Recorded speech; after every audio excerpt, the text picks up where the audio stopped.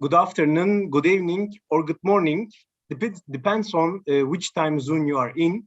We are happy to have here. Welcome to IFIT Talk on Air organized by IFIT Turkey chapter and IFIT North America chapter. Before we start, I would like to pass the microphone to IFIT Turkey chapter President Dr. Eda Avcı to deliver the opening speech. Hello, good morning, good afternoon, and good evening. Dear participants, you are all welcome to IFIT Talk, which is organized in partnership with Turkey and North America chapters. Today's speaker is very special for us, Professor Dr. Cihan Çobanoğlu, and I thank to him on behalf of all chapter members for his sustained support for the chapter since its establishment. I know that all participants are eagerly awaiting his presentation, and therefore I do not want to take too much time. Thank you for your participation and contribution. I wish all of you a pleasant session. Thank you. Rồi, mẹ đây.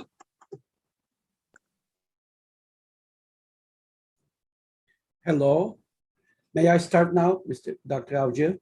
Thank you, Dr. Avcı, for your speech. Now, please allow me to read the short bio of distinguished speaker. Prof. Cihan Çobanoğlu is McEwen Endowed Chair Professor of the School of Hospitality and Tourism Management at the University of South Florida, Moon College of Business. And he also serves as Director of M3 Center for Hospitality Technology and Innovation and Coordinator of International Programs for the School of Hospitality and Tourism Management. He's renowned hospitality and tourism technology expert. Prof. Çobanoğlu is editor of the Journal of Hospitality and Tourism Technology, editor of Journal of Global Business Insights, and editor of Journal of Global Hospitality and Tourism, associate editor of Tourism Review.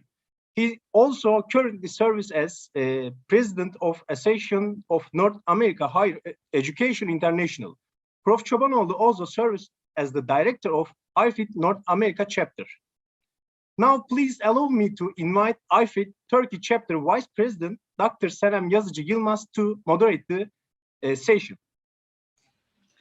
Thank you, Sarp. Thank you very much. And you are all welcome to today's webinar. IFIT America and IFIT Turkey join today's session. They're organizing today's session.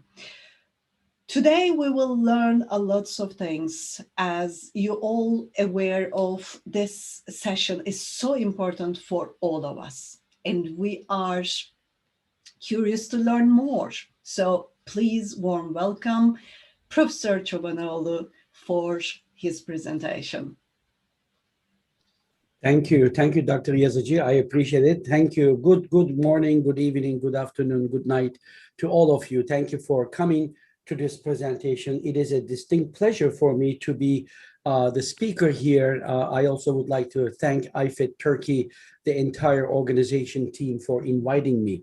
I just would like to put a disclaimer that yes, that I'm doing this session, but yet I do not claim that I know everything. This is a destination. It's a journey, actually. Destination. So please allow me to share my screen with you. There you go. So hopefully you can see my screen here that I have. And also I turned on the subtitles as I speak. So it's going to hopefully auto caption. This is a new feature of PowerPoint, and I'm really happy to use that as well too. So as they have announced that how to publish in top tier SSCI index journal is our topic today. So I'm gonna try to cover as much as possible, and at the end we'll take questions again for those of them that I can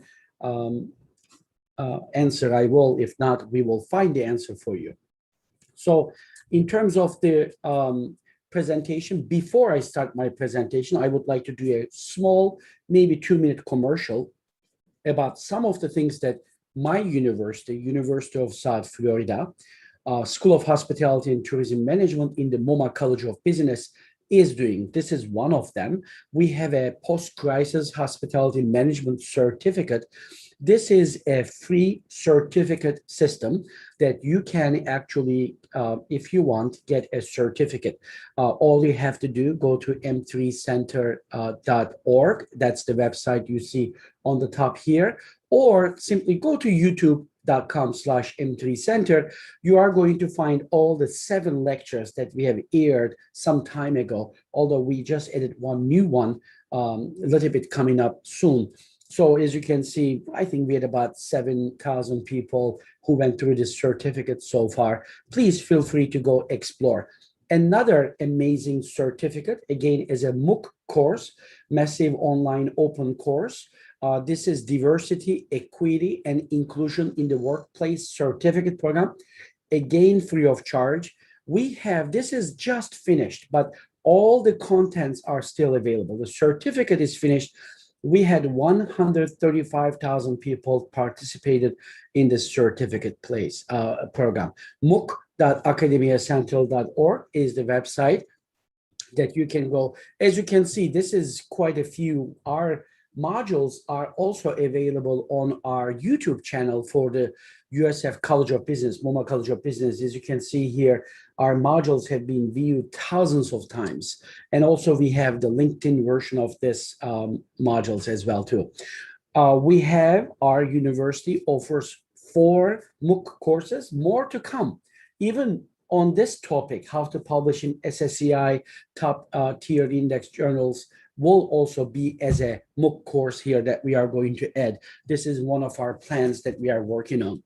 Also, many of the people who announced me today were part of the GLOSSER, Global Conference and Services and Retail Management. This conference is finished. It actually finished last week. However, the content is still available online. If any of you missed it, please feel free to go to glosserve.org and click on Event Schedule.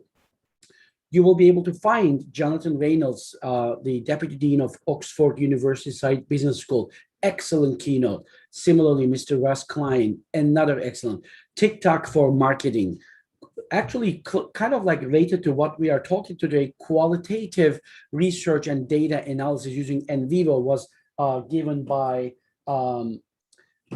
Dr. Rob Nawaz Lodhi and moderated by Dr. Faisal Ali. So all of these are available there. This is Bitcoin, blockchain technology panel that we had. This is chatbot, how you can use chatbots to improve customer service experience was there. And we even also have a certificate program based on this conference, again in mooc.academiacentral.org. Please feel free to go to all of these. Okay, now I'm going to start my presentation in a few seconds, but I just want to tell you about Journal of Hospitality and Tourism Technology. I'm the proud founding editor of this journal. It was actually started publishing in 2010, so we just finished our 10th year. Even though it's a young journal, it is indexed in SSCI. It had the first impact factor 2.7 last year. We are eager to get our second impact factor, hopefully this coming month. Usually they announce in June. Our Scopus site score is 5.0. It's increasing. It's a trajectory, it's increasing. Even though impact factor or site score are not the only quality measures for any kind of journal, but I just wanted to put this out there because these are pretty quantitative and it's easier for people to benchmark. This journal, we're going to give quite some information. Also, the M3 Center at the University of South Florida publishes 3 open access, true open access, not any charge whatsoever. This is financed and sponsored by the M3 Center at University of South Florida and also University of South Florida Library. So I would like to thank both organizations for doing this. This is our new journal. We didn't even publish our first issue yet, but it is going to come. Okay, so let me go back to our topic. We are going to talk about how to publish in top tier and SSCI index journals. Again, as I said, that this is something that we are going to try to touch many different points. Some of them are actually quite fast. I'm going to go, but as I said, we are planning a nice kind of like more extensive MOOC course on this point. Let's start with this question. What is SSCI index? And in terms of what is SSCI index, let's start with this one. You know, to be honest, before I studied in academia, I didn't also know. SSCI Social Sciences Citation Index. Maybe we can put Poonam into waiting room for now. And then the Clarivate is actually the company who created this index, which I'm going to give you a little bit more information. Thomson Reuters owns Clarivate Analytics. It's actually a for-profit company. They have quite a few different tools and products and services. Some of them you already have maybe using it, may not know that they are from the same company, but ScholarOne, most of the journals are using this as a manuscript submission system, like Manuscript Central. Maybe you submit an article to a journal, so you maybe use ScholarOne. EndNote is also a reference management system. Publons is an academic credit system where you review papers in journals, you get credit from Publons, and then there's also other parts that they do. Journal Citations Report. This is a report that's usually done for the impact factor, SSCI, or SCI index journals. And now, if you look at over here, one of the other things that Clarivate Analytics do is Web of Science, what they call Web of Science, which is basically an index. Here, you see here, Social Sciences Citation Index. This is SSCI. This is a group of journals that are grouped together. Usually these are leading journals. I mean, there are several criteria for you to go into an SSCI index, and I will explain them to you in a few seconds. But similarly, there is Science Citation Index here, SCIE, and this is the Science Citation Index, which is their social citation and science citations. These are, for example, engineering, etc. And there is also Arts and Humanities Citation Index. Similar to SSCI, this is for arts and humanities journals. And there is also a relatively new index called ESCI. This is the one that you are seeing here, Emerging Sources Citation Index. What this is actually is a waiting room. A waiting room for journals to apply to SSCI or SCI. What happened when JHTT, the journal that I am the editor of, when we were ready to apply for Social Citation Index inclusion, there's an application that you have to do as a journal. You have to prove that you're publishing on time, you're publishing high quality articles, and the articles that you publish are cited by others in other journals. But when we were just getting ready to apply directly to SSCI, Emerging Sources Citation Index was created kind of like, as I said, as a waiting room. So they ask you to go there just before you apply to SSCI for about 2 years, and they observe you, what you do and how you perform as a journal. Then you apply to SSCI, and this is how you can get into SSCI. This is what we are focusing today in our presentation, and we are going to be able to talk about it. As I said, this is some of the other products that they go. You can go to Clarivate Analytics website easily and do it. But our focus is to publish in top tier and SSCI journals. So do all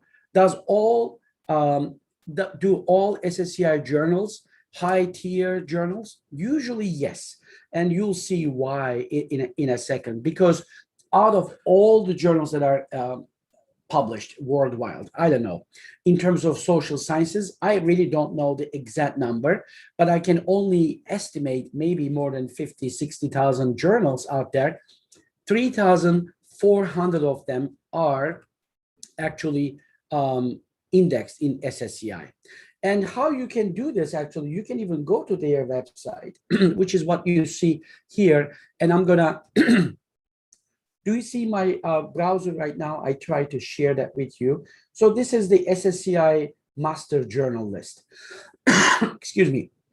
If you were to go here and click on here, you are going to see that all of the SSCI, this is all of them, right? I can actually just click on SSCI. You see, there's core collection here. This tells me that there are 3,548 SSCI journals from all different social sciences field.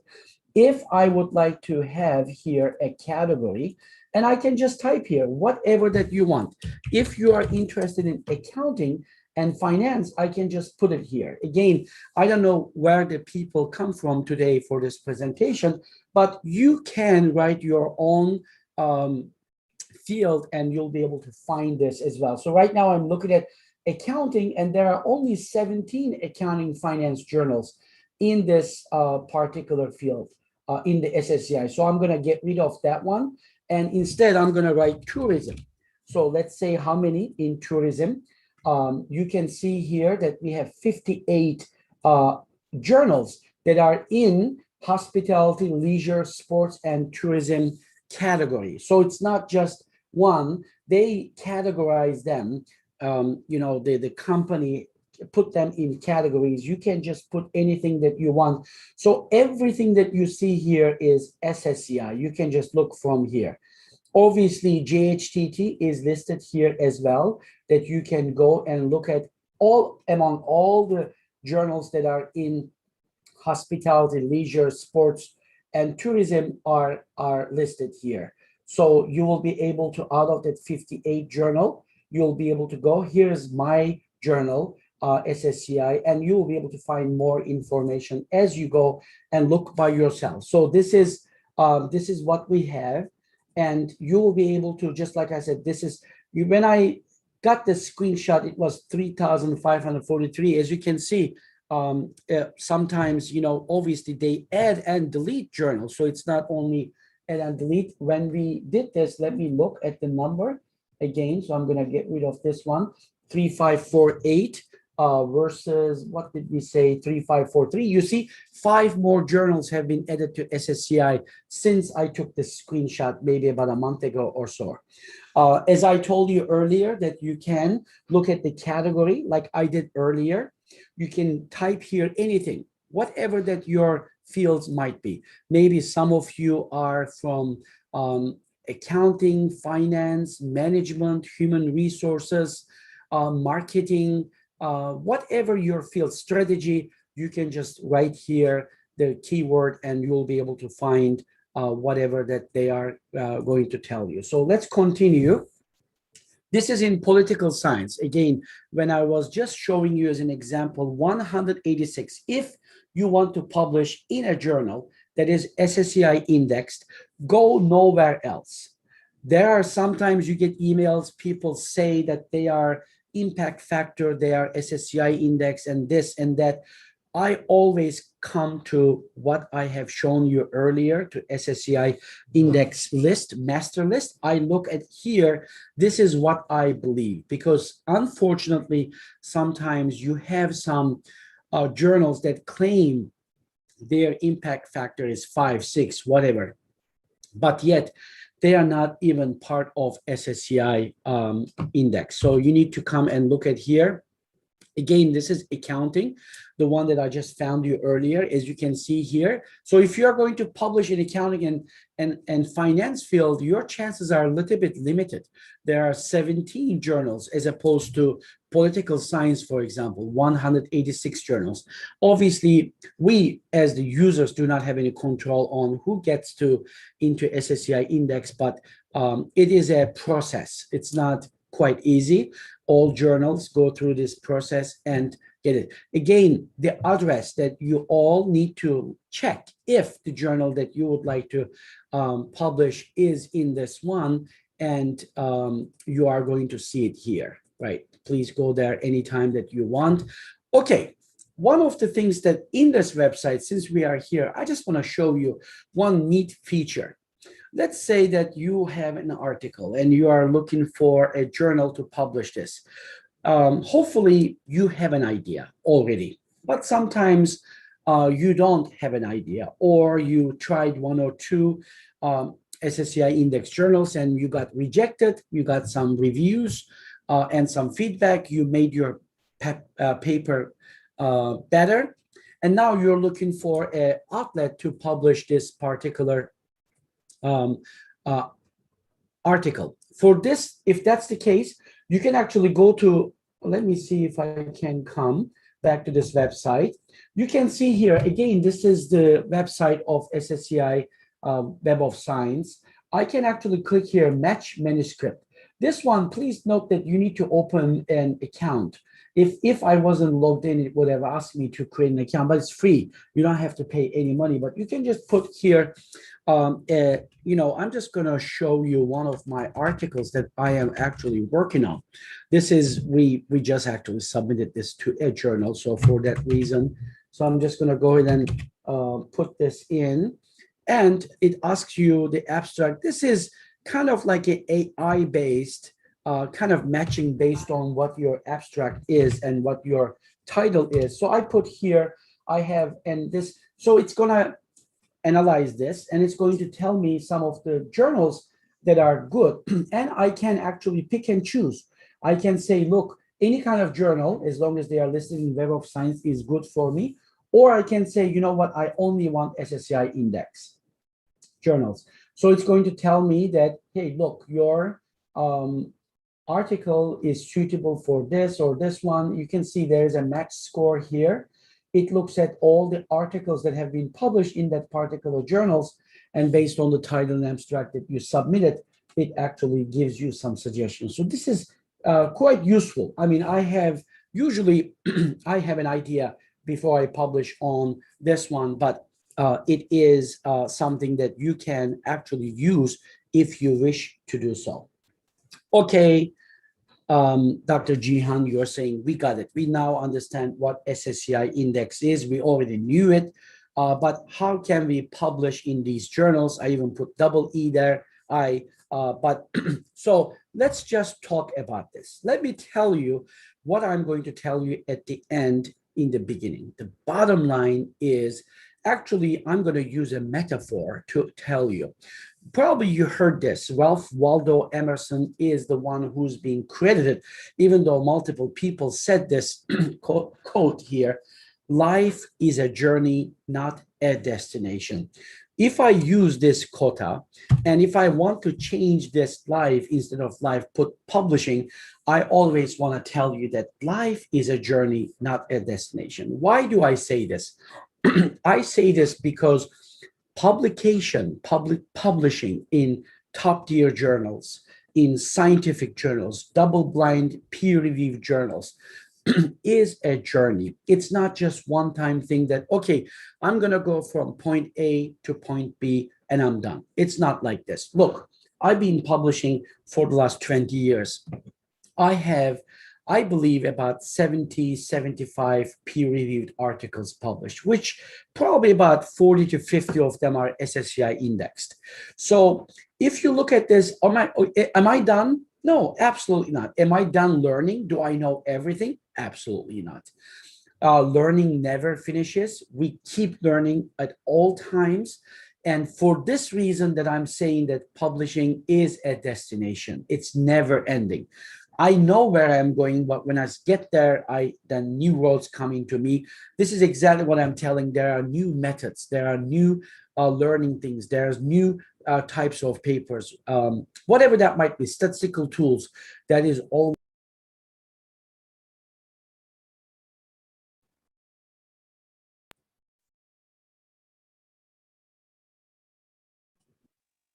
Jihan, you're muted.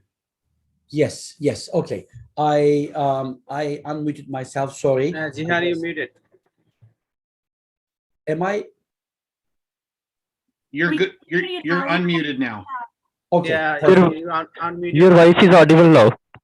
Okay. Yeah. So thank you.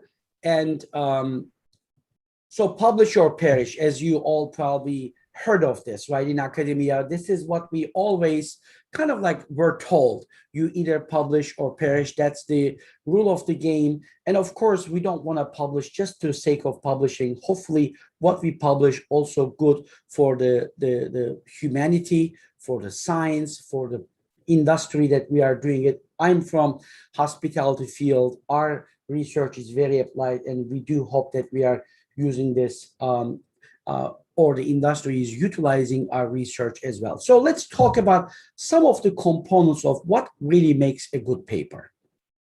Some of the things that it's not just like what I am telling you here. This is a combination of my experience for the last 10 years as the editor of an SSCI index journal, plus also 2 other journals that are not SSCI index, but going there slowly because it's a process, as I told you. One of the things is originality. What is new about this subject, treatment or results? This is something that you need to ask yourself even before you start doing a research study that you intend to publish.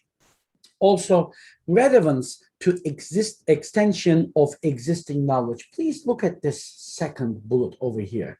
We're going to talk about that a lot. Maybe this is one of the most important one, because if you do not do this one, you cannot actually figure out the other ones. And I'm going to explain that to you a little bit later.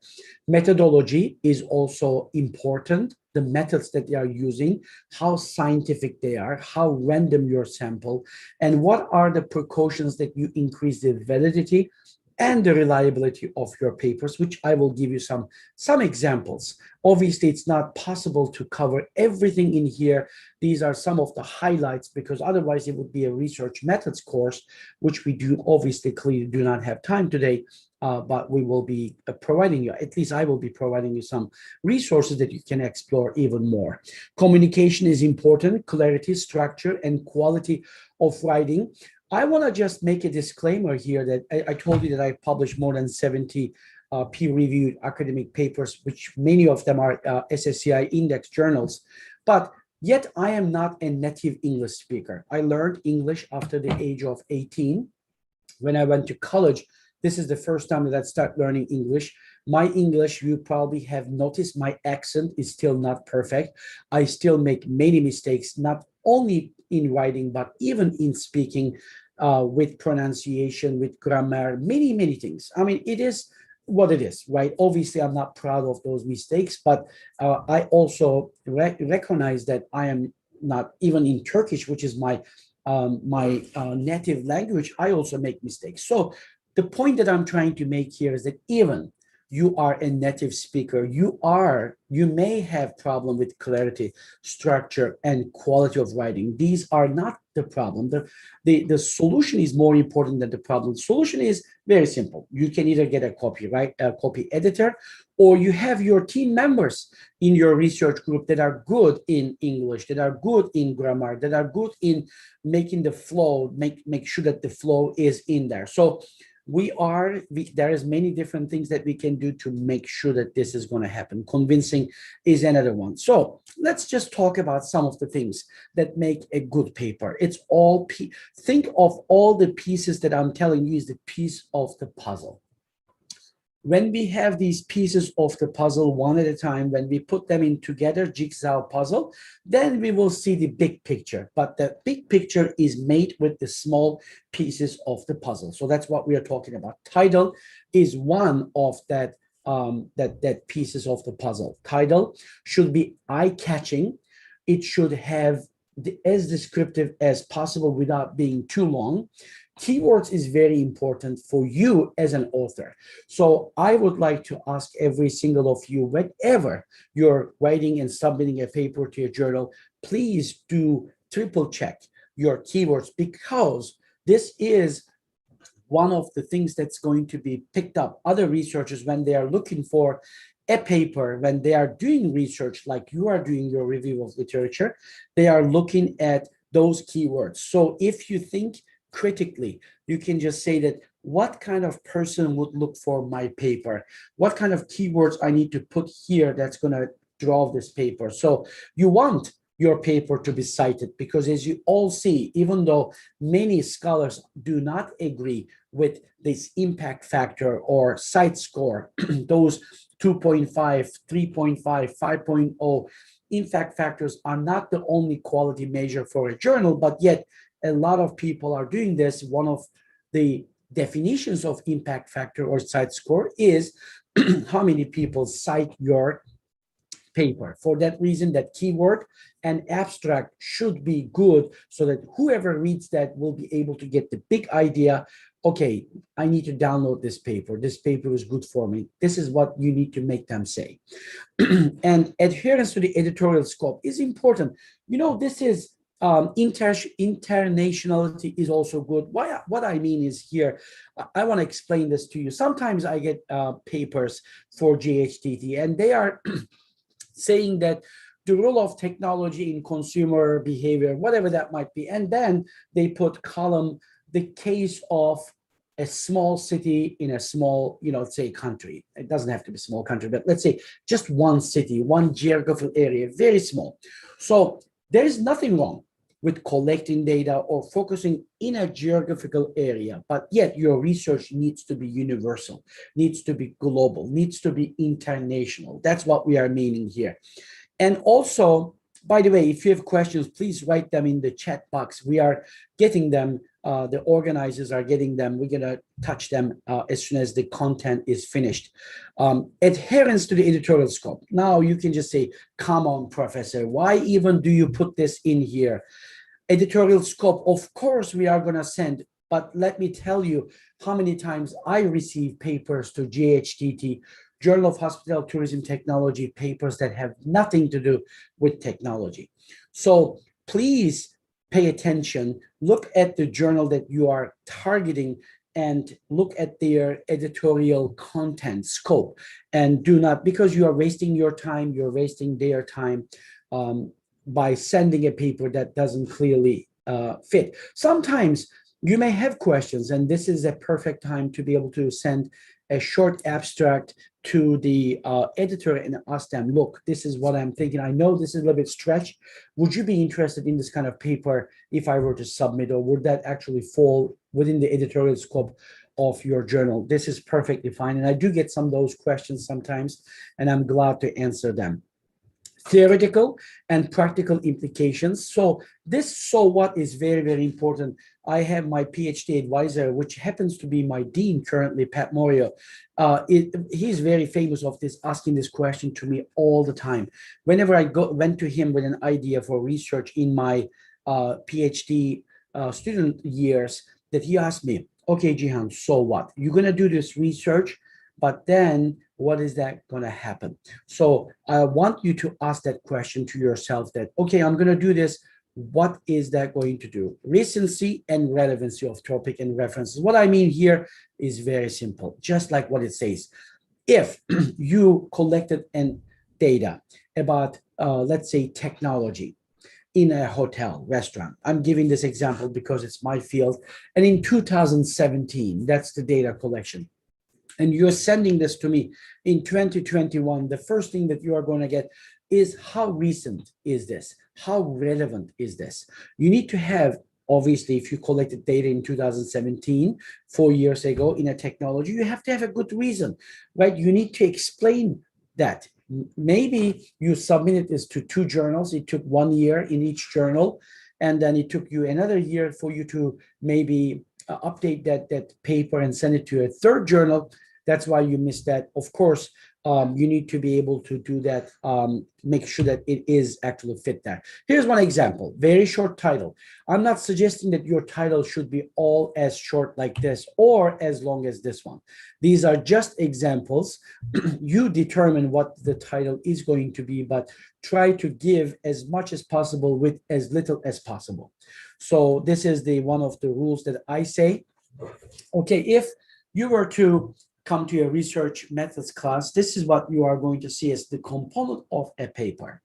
And this is what I normally look at if, of course, depending upon the type of the study that you're doing, qualitative research, or maybe you are doing a bibliometric analysis, content analysis, whatever that might be.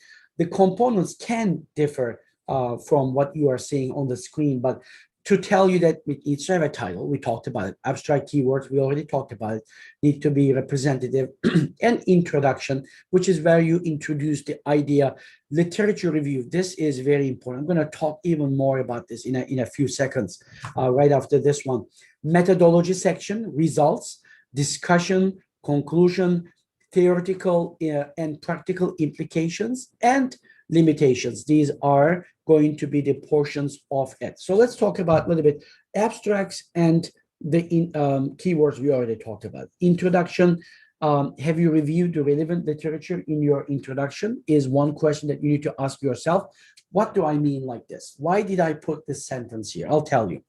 Again, I get papers every single day. JHTT receives now almost about 500 articles per year. By the way, when we started, we used to get about 50 articles per year. Of course, when we get after become SSCI indexed, the amount of papers increased significantly because a lot of people put importance to this SSCI indexed situation. So now I'm talking about, have you reviewed the relevant literature in your introduction or in your paper for the whole paper? Why am I saying this? I'm saying this because when I get a paper, one of the things that, of course, I look at the title and I read the abstract. These are the first things that we do as the editor, right? Then the third thing that I do, I look at the reference list. I look at the reference list. This is 2021. We are in May. Today is May 19, or what is the day today? 16, I don't even, May 17. We are looking at May 17 here. 2021, and I'm looking at these references. If the newest reference in this article, and by the way, I'm technology, right? Technology journal. So if I was in a different field, what I'm saying to you may not, be work in that journal. But what I'm trying to tell you is that if the latest article reference is from 2018, I double look at that article again. Because why? If they are talking about technology, that there are many, many changes in technology. 3 years is so big in technology. For that reason, please make sure that sometimes this happened to us. We send it to a journal, get rejected, then there's time passes. Always look at the reviews, feedback that you get either from a desk reject or from the reviewers, and then update your paper.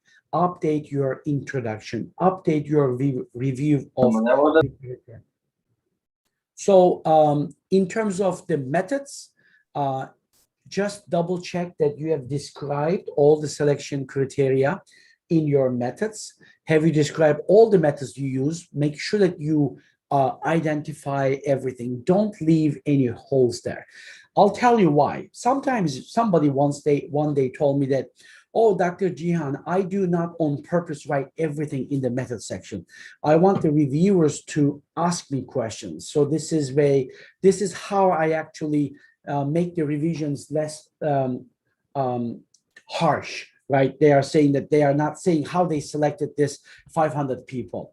But that's not a right approach in my opinion, because if you do not say all these things and you just simply say that we selected 500 people and not tell how this sample or population came from, and then it may even take the reviewers to reject your paper.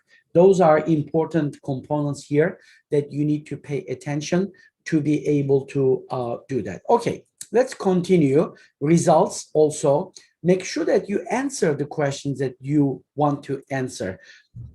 How many times, again, that this is from experience. Sometimes I even may have done it, that we say that the purpose of this paper is to blah, blah, whatever that is. And then our research questions are, you write 1, 2, 3, and our hypotheses are 1, 2, 3. And then you go into the discussion findings section that you do not find the answers to these questions. So double check. Please make sure that what you said that you're going to do is what you actually did at the end. Is the results logically organized? Here, this is a question that I ask you to look. We know why? Because when you are in a team, let's say that you have a very good team. By the way, I'm going to talk about creating a research team in a little bit later. But let's say that you create a good team and you say to somebody, okay, you're responsible for data collection, you're responsible for review literature, you're responsible for, let's say, data analysis, findings section, somebody, and then you all work on different parts and then you bring that together. And then somebody needs to actually kind of read the whole thing and mesh it, make sure that it's melted. It's like flow is good and nice. This way that you'll be able to look at these things in this one. So continuing here, discussion is also similarly to the results section. So let's talk about some of the biggest mistakes. Again, these don't come just from my experience, but I'm going to show you actually papers on papers. There are papers on papers. People are doing it. I'm going to give you quite a few examples. Research question is too vague, broad, or not specific. This is important. And who determines this? The editor, the reviewers. You can, of course, have control on this as the author. Try to understand, make it as clear as possible. The structure of the paper is too chaotic, which means that if you're working with a team and everybody else have a different writing style and you don't really imagine that you are doing meatball, right? When we put the meatball, we put all these different ingredients. If you don't mix it well, it's not going to be good. You can still make a meatball, but one meatball might have many onions and the other one may have only, let's say, the meat and the pepper. So it's not good. For a meatball to be good, you need to really, chew it well, and then it's all universal. Same thing applies to the papers as well too. If 2, 3, 4 people are working on different parts of the paper, 1 or 2 people need to, or maybe the whole team need to read it together and make that it flow good. Limitations of the study are not acknowledged. Every study has limitations. There is no perfect study. Nobody's study is perfect. There are always limitations. Before the reviewers actually hit you on those limitations, you say what those limitations are. Yes, we know that this is only in geographical area. Yes, we know that the sample is limited. Yes, we know that this is, but here's the reason why. You can justify, not defend, but justify, and then say what are the ramifications that you are doing to overcome these limitations. Maybe say that limitations will also bring future research. You can say, we have done this only in Turkey or in Florida only. There's future research that need to replicate this study in different areas of the world, so we know that if this theory is working or not. This is just an example. The research question is not answered. Remember, I told you this earlier. It happens more often than you think it will be. Make sure that you check grammar and use of language are poor. This may not be the only reason that your paper will be rejected, but make sure that and there is also resources that you can use to do this. I'm gonna cover them in few seconds. Research questions, for example, if you have complex answers, instead of saying, does owning a pet improve quality of life for older people, you may want to think about saying, in what way does owning a pet improve quality of life for older people? Another example, focus. Let's look at this example here that you see, the second one. Does medication help alleviate attention deficit hyperactivity disorder symptoms? And do kids need more exercise? This is research question, 2 research questions in one.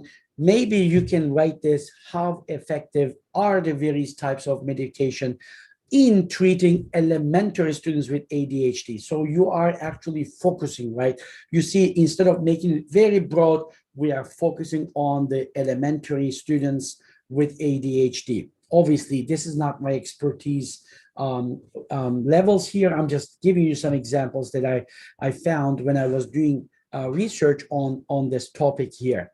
Another example, don't ask for opinions, which national park is the best. This is an opinion. Instead, a research question, what features do the most popular national parks have in common? Might be a better way of asking it.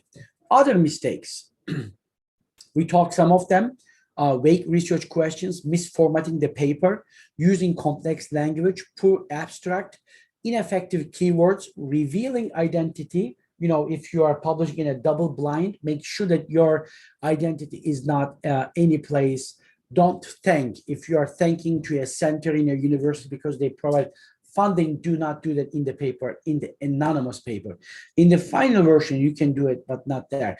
If you're doing qualitative data, sometimes in your answers, your subjects may actually reveal their identity. So make sure that you go look at them carefully. So make sure that you do not have any identity to protect the anonymity of the paper, and of course, the reviewers knowing you. Unexpanded abbreviations. If you're writing a technology in hospitality paper, I can tell you about PMS, POS, EMS, and GDS, CRS. All of these things, maybe they mean nothing to you because you're not from my field, and which is very normal. Nobody expects you to know all of these things together. Instead, you need to write it out, spell it out. CRS is Central Reservation System. GDS is Global Distribution System. PMS is Property Management System. POS is Point of Sale System. If you were to say this out, and then later you can write the abbreviation in parentheses. How many times this happened? Many times I see it, and it's frustrating. Maybe the author says that everybody ought to know what PMS, PAS, POS, CRS, GDS is, but not everybody know that. So it's important. Uncited, unlisted, incomplete references. This is important. Just don't put references just to make it look impressive. Make sure that you do cross-check. Cross-check is at the end of when you write the paper. How I do cross-check is very simple. I put my Word, the paper on one side of my screen. If you have two screens, it's even easier. Or in the half of my screen, my references, I put them in another document, and I look at my paper. Anytime I see a reference, I look at to make sure that that's listed in references, and I highlight it in the references. So I do like this, and at the end, all of my reference list should be used in the document, and all of the references I use in the document should be listed at the end of the reference list. Simple enough, right? But again, many times people make mistake, and to an editor, this is so frustrating. You're just saying that, come on, just pay some attention, do this, this is your job.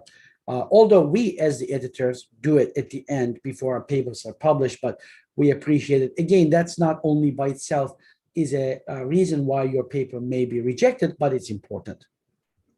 Untranslated metadata for non-English papers, have here, not proofreading your paper. I said not writing it perfect is perfectly okay, but not proofreading is not okay. And sending to a wrong journal, it sometimes does happen to me.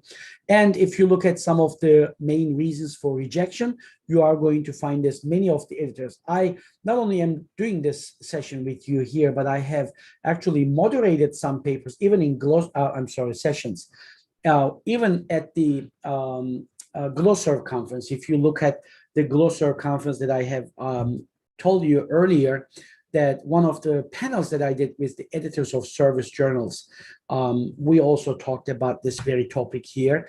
You see them, I already have covered them, so I'm not going to repeat, but I wanted to put this out there. Look, this is an article on an articles, right? So somebody actually looked at randomly picked articles to see that if this cross-check, what I told you, is actually working or not. I mean, you can, if somebody wants to publish a paper, you can even do this.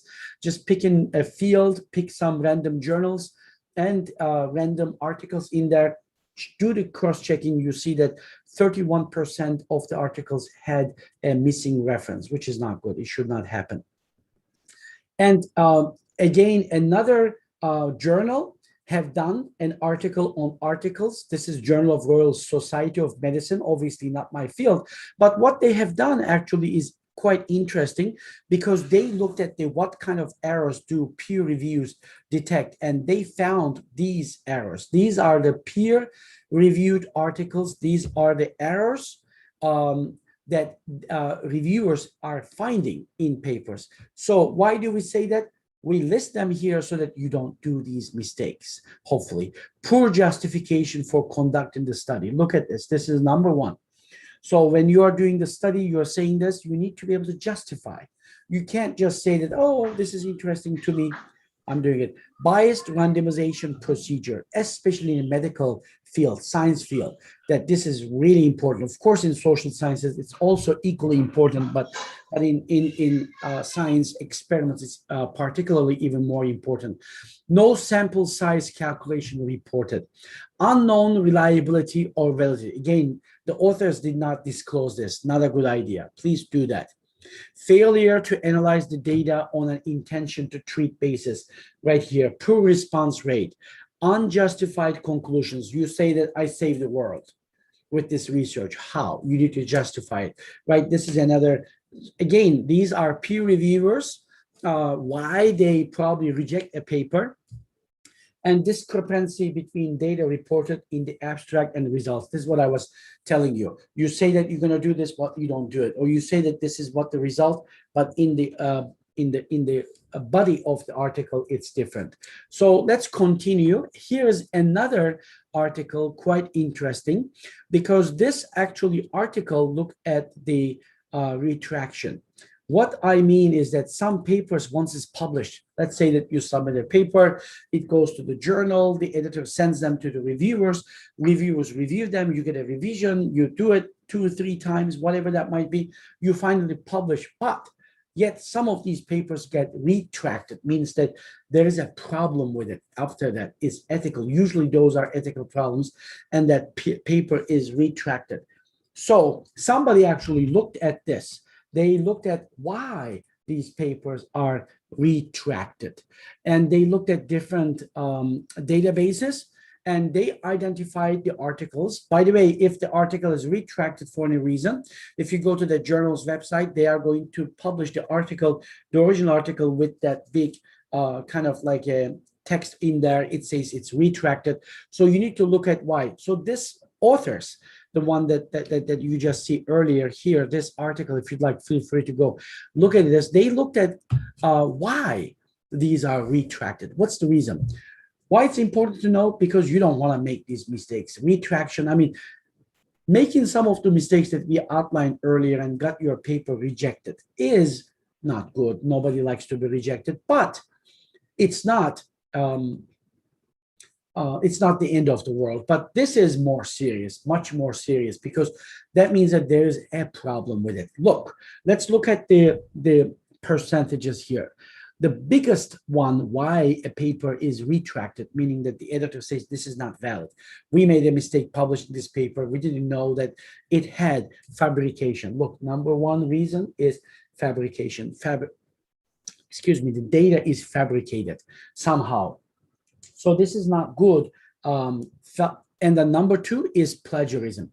Obviously, everybody knows now with the tools, and self-plagiarism is number 3. Look at this top 3.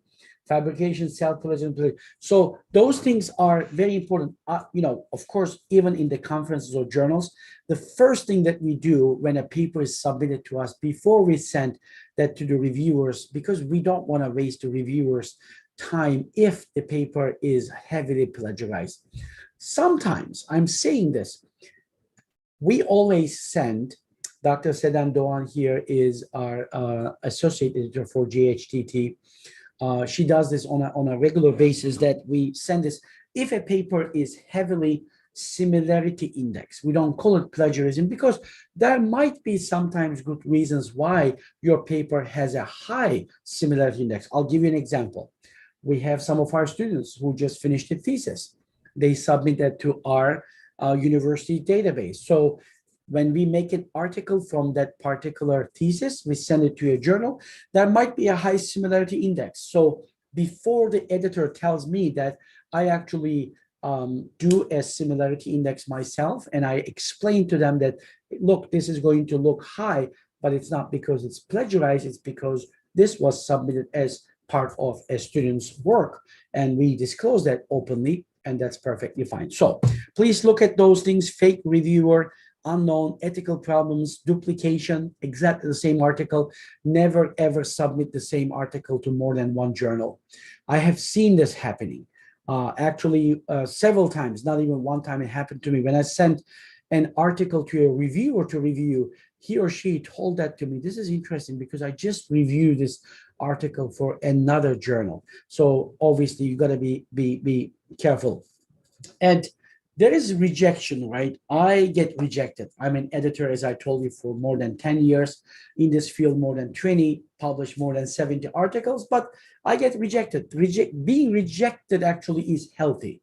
When I am rejected, even from the journals that I know the editors personally, that they are my good colleagues, sometimes even personal friends, this shows that the system is working.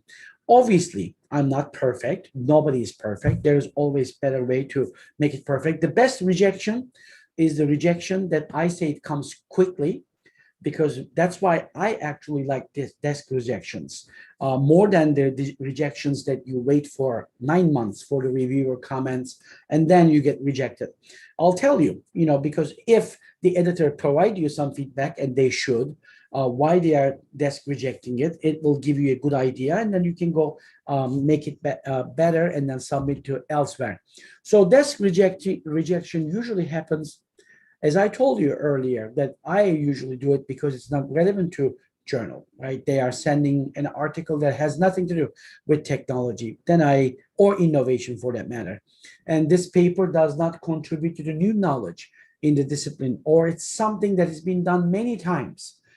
If you're sending me a technology acceptance model, we published already few. In the world, there are more than 1,000 papers in this particular. So you need to be able to justify that quite a bit in the abstract, maybe even in the introduction or a cover letter, which we are going to talk in a second.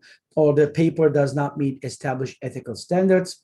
As I told you, that plagiarism is one of the #1 reasons why we disk reject. And we normally don't just reject, we just give the author and chance to explain. At least that's what we do, because we know that not everybody always plagiarizes. There are some good reasons, as I explained earlier. The paper is poorly written. If it is too poor, difficult to understand, then this is desk rejection. And I always invite the authors to fix the paper and send it back. And then the paper has not been prepared according to the journal's guidelines. I'll tell you that not just because of this, maybe that we are using APA 6th style, 6th edition style, or 7, whatever, but the paper has been used Harvard style or Chicago. That's not the only reason that I may desk reject. But if I say in my journal that we accept 6,000 words and you send me an article, 9,000 words, 10,000 words, this is something that we send right away, desk reject, or sometimes just unsubmit. And simply reason that some of you, please do read the author guidelines in journals. I'll tell you, this is something that I don't control. My journal is published by Emerald. Emerald gives us a budget of pages because it all depends on complex formula, that how many pages, how many words they can afford. And for this reason, I say, for example, JHTT, maximum 6,000 words. Don't come to the editor or send with 10,000, I cannot cut this article. There's no way I can cut this article. If I cut it, it will not be understood.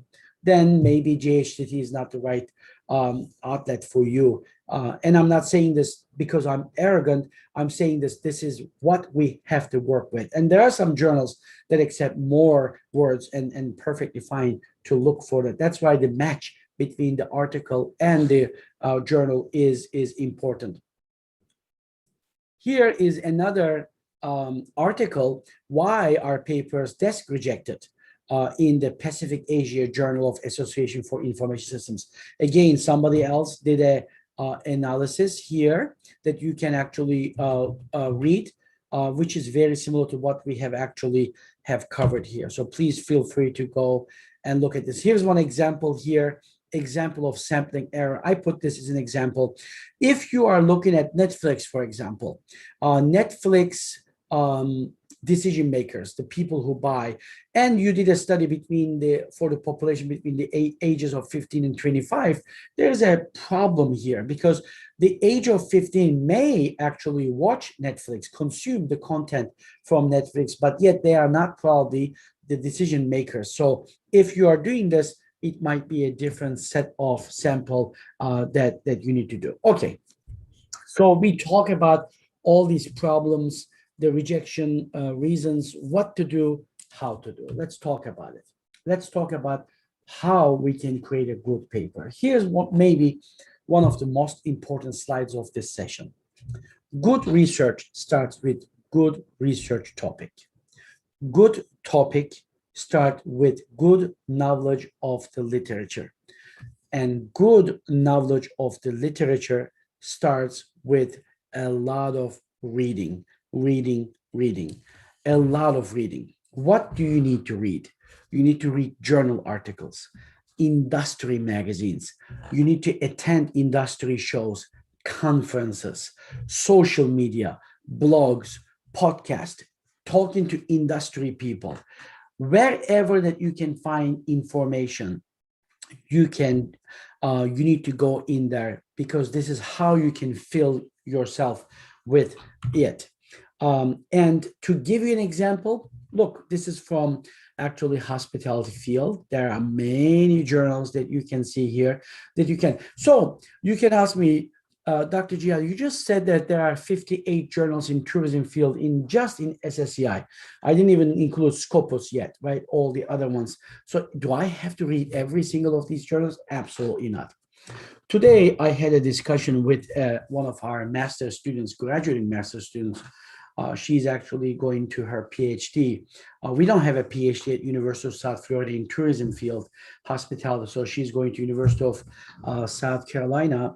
And we were discussing some of the things that she needs to do. And she said that, Professor, I love human resources, but everybody's studying technology. Should I switch to technology because everybody is now studying artificial intelligence? She asked this question to me. And I told her, absolutely not. Now, what I told her is that if you have passion about human resources, and she has particular interest about stereotypes in the workplace, I mean, this is actually a good fact to celebrate. The reason is that even if a master's student, a graduate, I don't know how many people that we have here who are graduate students, if you know what you are going to study, if you know what your passion is, you should celebrate, you should pat yourself on the back, because that's good. Many people don't know. Even later in their career. But if you do know like this, that's perfect. So I told her, I said, forget about what other people study, forget about what people tell you, what is popular, what's not popular. You just look at what your passion is.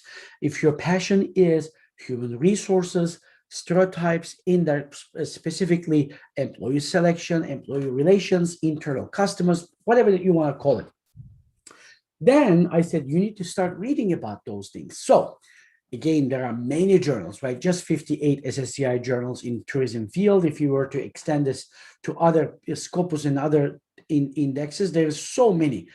And we simply don't have time to read. Therefore, you need to do what I call smart reading. What is smart reading? Smart reading is identifying the focus areas that you have. Again, one of the piece of advice that I give you, if you are a good researcher, please don't publish in many, many different fields. One, if I were to give you an example from hospitality, one day food and beverage, one day HR, one day strategy, one day lodging management, one day this. There is no way that you can be expert in many different fields at the same time. So for that reason, focus is important. I always do this like a triangle. We need to have a base. Maybe that's human resources. Maybe that's consumer behavior. Maybe that's strategy. And then you need to have subfields that are going kind of like a triangle like this. So I told her, like, my advice to that particular student was that, look, the articles that publish in human resources and target them, read them. So not only that, but also outside of your field. If you're in hospitality, go into the business field. If you're in business, go into psychology. If you're in psychology, go into other fields. At least look at what is being published there. I don't expect everybody here to look at every single journal that you see on the screen here to look and read them, but at the very least that you can look at some keywords analysis and look at some of them as well. Also industry magazines like this one. This is from hospitality. You can replicate this in any kind of industry: architecture, strategy, business, marketing, consumer behavior, whatever that might be. There's many academic journals, there's many industry journals, just like you see on this picture. So, and this is also the other general magazines, not just hospitality. This one was just hospitality industry magazines and journals, conferences, shows, but there is also outside. And the good part right now, many of them are freely available to you on the internet. In the old days, you had to subscribe to them, have to pay money and get, or go to a news store and then try to look it over there. But now we are more important. And here's one analogy that I also made to my student, and I would like to do that to you. Does anybody know what this is? If you do know, please write into chat what you see here in the picture here. Does anybody know what this is? Let's see.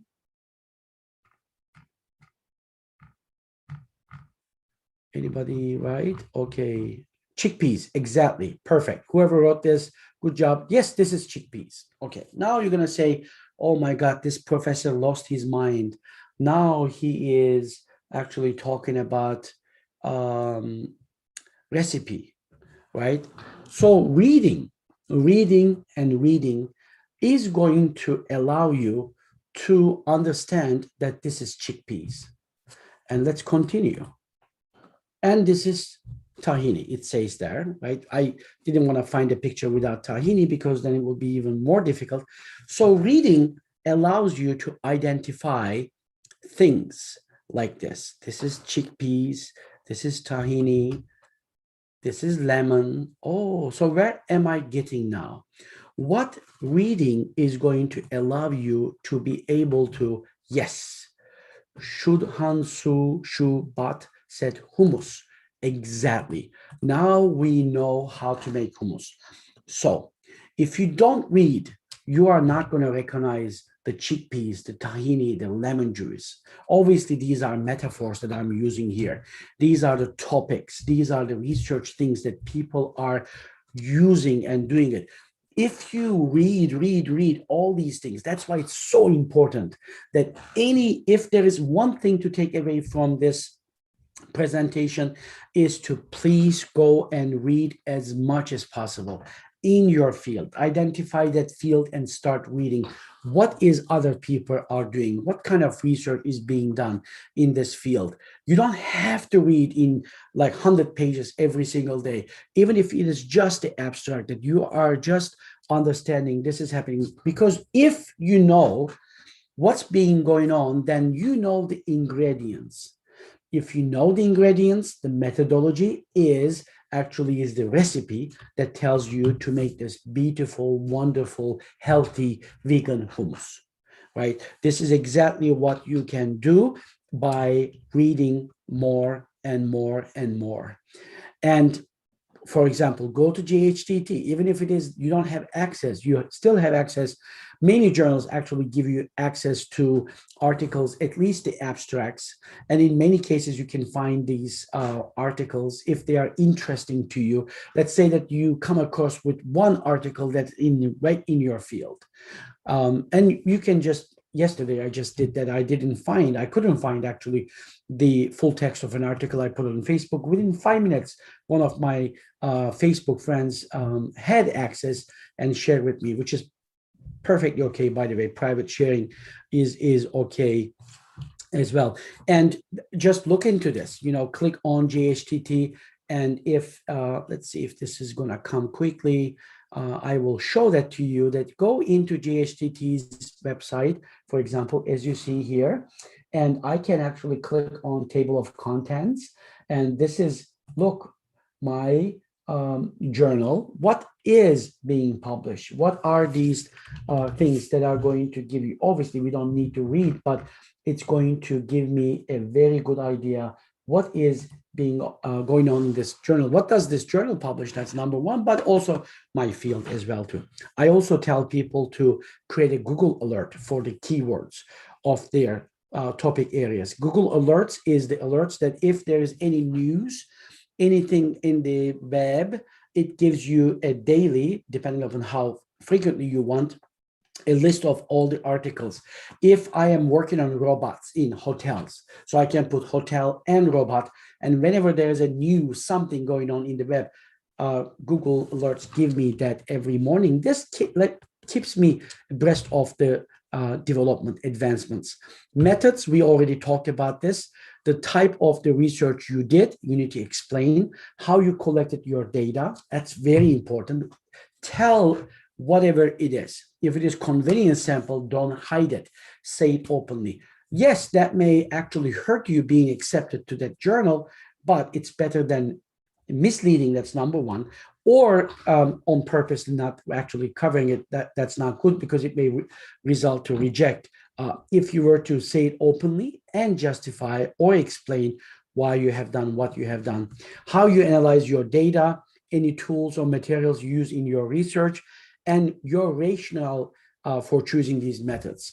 You know, one day I came across with a student who came to me. He says, "Professor, I want you to help me." I said, "Sure, yeah, let's meet." We meet, and she told me that I want to do a study in SEM, structural equation modeling. Can you please give me a topic in this field? So this is a very wrong way. Of course, first of all, I cannot give a research topic to a student anyway. They need to kind of come up with the research topic themselves. But building a study based on a method is wrong. Normally, your study should drive what method you are going to use. Readers need to know how the data is obtained. We're going to talk about crowdsourcing next. Crowdsourcing is one of the ways, relatively easier, costly but easier or faster ways of collecting data. And if this is what you have done, again, don't mislead, don't hide, just say what it is. And there are many good ways to use crowdsourcing, for example, and just tell them that this is what we have done to ensure that the data is reliable, etc. And methodology section should make clear reasons. We already talked about this. And obviously, it needs to be considered with accepted practice and appropriate with the objectives of the study. If you're using conjoint analysis, and if there is no relation to it, then there is a problem there. Crowdsourcing, I just want to put a parenthesis here. In this methodology section, I want to actually tell you that crowdsourcing is something that I get papers that people, for example, collect data from. Crowdsourcing is the method that you actually pay somebody to. There is an intermediate company like Mechanical Turk, Amazon, or Qualtrics. There is a equivalence of these in China, in different countries, that you, as the researcher, put a reward for every people who fill out your survey, if you're doing survey research or other things.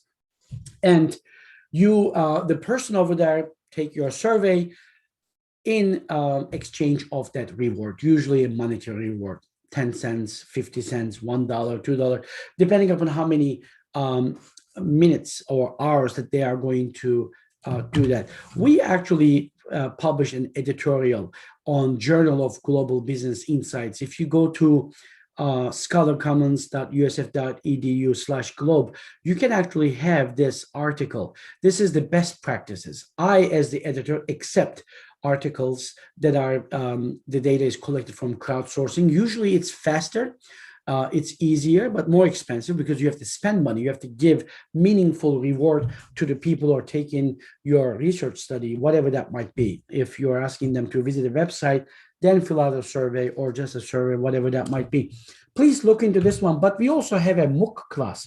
It's free of charge, using crowdsourcing platforms for survey research. I think this is a 4-hour workshop that you can go and even enroll right now. Go to mooc.academiacentral.org. You can have the entire content of this particular course free of charge. You can have access. So obviously this is a little bit larger. As I said, it's about 2 or 3 hours, but if you are thinking about using crowdsourcing, please go and enroll into this course and look at the contents. Although all the contents are available on YouTube in the M3 Center website. For example, I did a editorial panel last week. One of the actually editors for Journal of Service Research, I asked them this question, do they like crowdsourcing as a data collection method or not? Even though they said that they don't prefer, they don't say, but they do accept. As a matter of fact, I just like look at, I went to Journal of Service Research this morning, just before when I was getting ready for this presentation, and I wrote there MTurk. You can do the same thing as well too. So there, this is 2020 paper. It's a little new, and I just put the keyword mechanical Turk. As you see, this is one of the top journals in that field, Journal of Service Research. And I look at another article again, use MTurk. MTurk is one of them. There's many other ones. Obviously, I have nothing relationship to Amazon MTurk, although I should tell you that I use Amazon MTurk on a monthly basis because we are doing a monthly American Travel Confidence Index survey, and I use Mechanical Turk for that purpose. Mechanical Turk is not good for everything, right?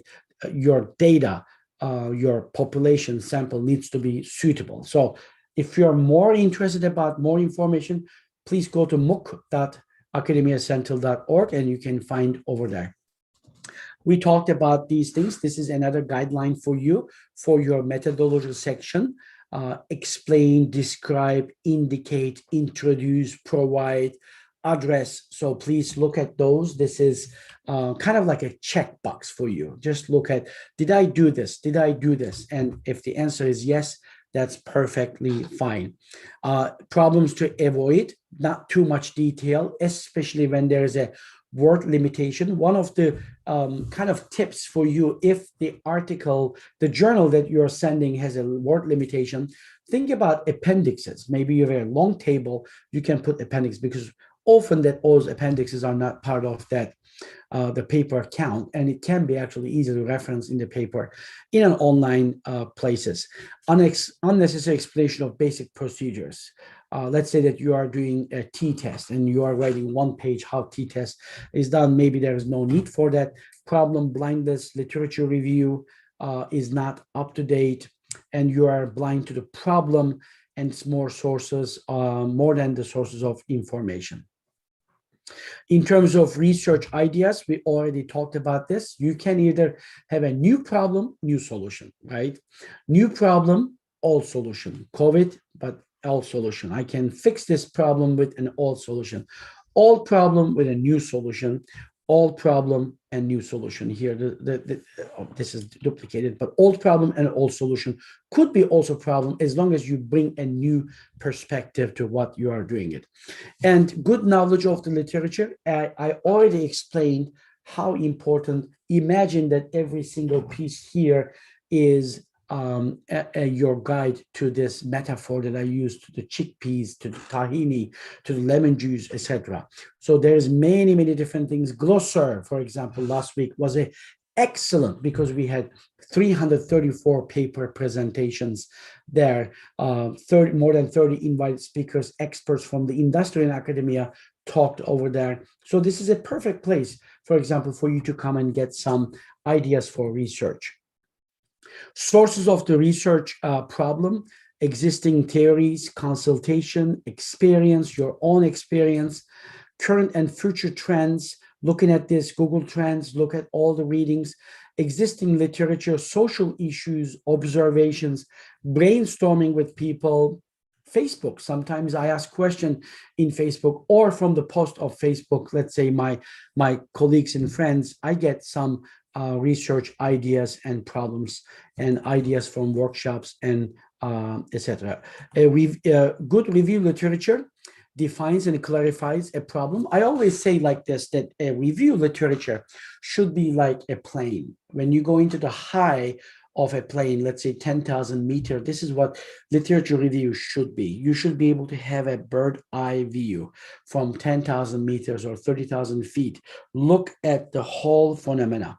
That's what I'm talking about, this seeing the big puzzle. The pieces of the puzzle is pieces of your literature review. But if you see the literature well, meaning that you read many in that particular focused area, you'll be able to see the missing pieces. Oh, look, this piece is missing there. This is why I'm going to do my study, to be able to fill this in. In terms of the process for literature review, keywords is number one, search engines and analysis and critics. Sometimes I also use a good paper, if especially in areas that there is not very good, a lot of references, that I find one good paper and I look at the chain references. So I look at that references, that paper's references, to be able to extend my reach to other ones. It needs to be compelling, novel, timely, and accurate, right? Don't mislead. It just happened to me the other day. I received an invitation to an article for one of the journals that this person claimed that something, which I knew that it was hard to be able to find it, but I took the time. I went into the reference that this person have said, oh, I don't know the authors, obviously, but they said that this is something happened like this. And I looked at that article that they cited has nothing to do with this one. So I wrote and I recommended rejection because this person misled the reviewers and the readers for that reason. Has nothing to do, just because to be able to justify, make it look good that they put these citations there without really doing it. Cover letter, ideal cover letter actually needs to have simply make sure that the editor knows what is special about this paper. Make it short and sweet. Please don't put a cover letter that's 5 pages long. The best cover letter is usually 1 page, less than 1 page. It just makes the point.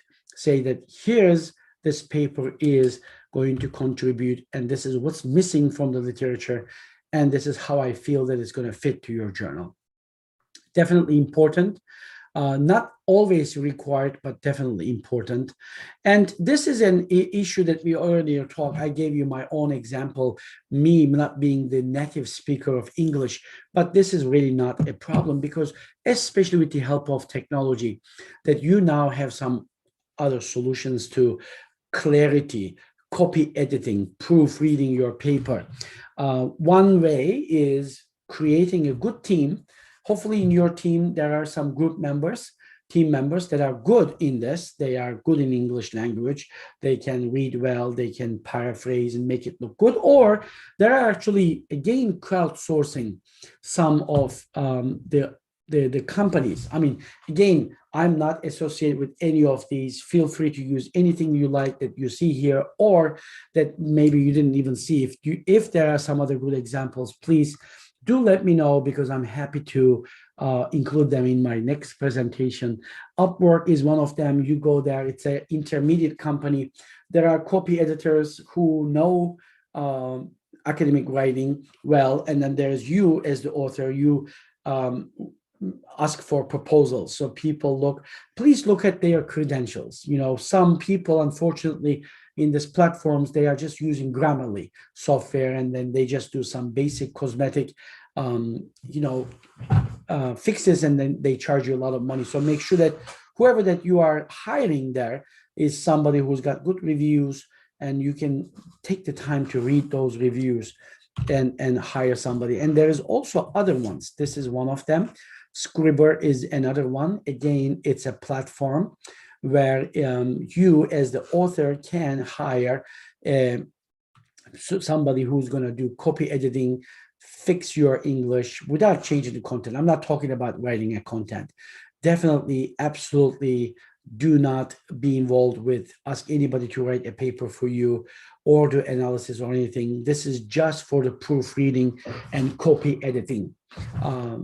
That's all. There is nothing else more than freelancer is another one. Again, I know that there are many, many more sites there you can find actually copy editor or proofreader for your articles. Feel free to use whatever that you want. And reviewers' expectations, what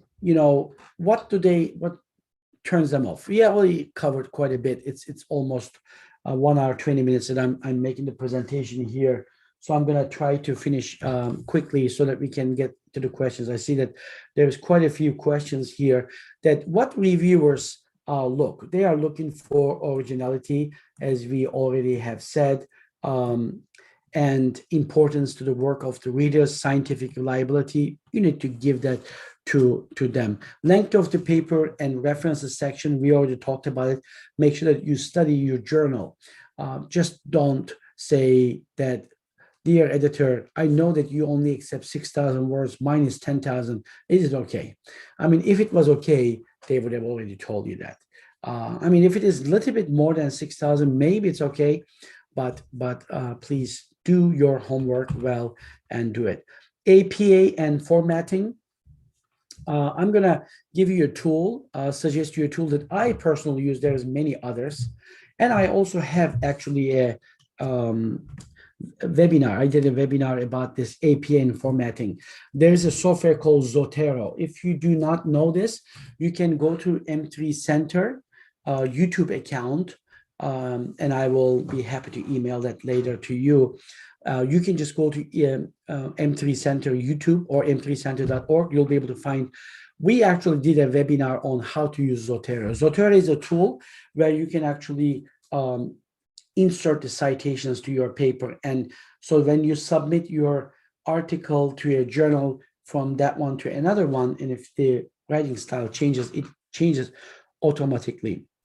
It's an amazing time-saving tool. Please, I mean, there's many other ones. There's Zotero, EndNote, oh my God, there's many others. So this is not the only one, but this is just one example that I would like to tell you. About the journal selection, we already talked about this. It's important to fit the journal. I showed you earlier in SSCI Web of Science, there is a tool that you can utilize to see that what are the good journals that fit to your criteria and their criteria, and make sure that a journal has aims and scope. So please go and look at there, look at the subject, look at audience, and most importantly, please look at what kind of articles they are publishing. Just click on there. As I said, even though this may not be open access journal, that it will have the abstract and everything. So if you want to publish in this journal, one of the top journals in our field, Dr. Fevzi Okumuş is the editor here, International Journal of Contemporary Hospital Management. Go and look at the articles. You'll be able to click on table of contents and look what kind of articles that they are publishing. This will give you a good idea. And some of the quick tips is make a list of journals available, determine the impact of the journal, make sure that the journal scope and policies match your needs, journal requirements and distribution, collect information about the journal's peer review process, and definitely and absolutely check for instructions for authors truthfully. Never, ever submit the same paper more than one journal at one time. Never, ever do that. Some people say, oh, I know it's going to be rejected from some journals. Let me send it to 4 journals at the same time. Whichever is accepted first, I will withdraw the others. Please do not do that. That is absolutely a big no. For also open access publishing, I just want to tell you a few words. It's a rising trend. Many fields are more and more, but you need to be careful in business as well. Open access not always means predatory journals. There are some predatory journals, paid predatory journals, which says to you like this. Let me give you one example. This is a real example. I got this email some time ago. They said, dear Dr. Jihan, look, International Journal of Engineering Research and Development, impact factor 4.61. You know, when I see something like this, I never, ever believe, even though, unless I know that the journal is part of SSCI. So if this person says like this, that means that they are in SCI or SSCI. I go to that site that I gave you earlier, Web of Science, for the master list from the SSCI. I go check it. You know, you don't even have to go check it for this journal, but look at this email. This will tell you what I mean. They say that, look, this was sent to me in January 2019, and probably it was, I don't know what day it was, but I'm not showing you the person who sent that to me. Manuscript submission is 15 January. Manuscript review feedback within 5 to 7 days. Date of publication, 25th of January, 10 days. Absolutely, this is not possible in a SSCI index journal, or even not SSCI index journal, in any kind of regular good journal, this is absolutely not possible. For that reason, if you get an email like this, even if you're pressed for time, let's say you're going to submit your associate professor dossier, do not get involved with these kind of predatory journals. We need to do that. Open access doesn't mean predatory. Not all open access. Not also. There are some open access journals like the ones that you see here, which we publish. So my university sponsors these journals. So we don't charge anybody to publish, to submit, or to read. But sometimes some open access journals can charge money. It might be okay, but you need to do the research yourself to be able to do it. But I always encourage people to look for open access journals that are true open access, like the ones that you see here in the list. And Directory of Open Access Journals is a good start point. You can actually go that. Citations is important. To be able to actually cite appropriate papers is very important, first of all. If you're doing research in this one, if you missed key citations, that's going to tip off the reviewers and the editor. That's number one. Plus, for you to be able to cite it, for example, the one that you are seeing, that 5,700, some of my articles here have been cited, although, methodology kind of like articles are cited the most, or my review of literature based like conceptual papers are my highest cited articles. But it is important to be able to look at the citations. When you're doing, submitting an article to, let's say, GHDT, you need to look that journal well to see that if anybody else has published in that particular area. If they do, you need to include that. You need this as part of review literature anyway, but missing important work in the journal that you want to publish, if they publish earlier, which is not good.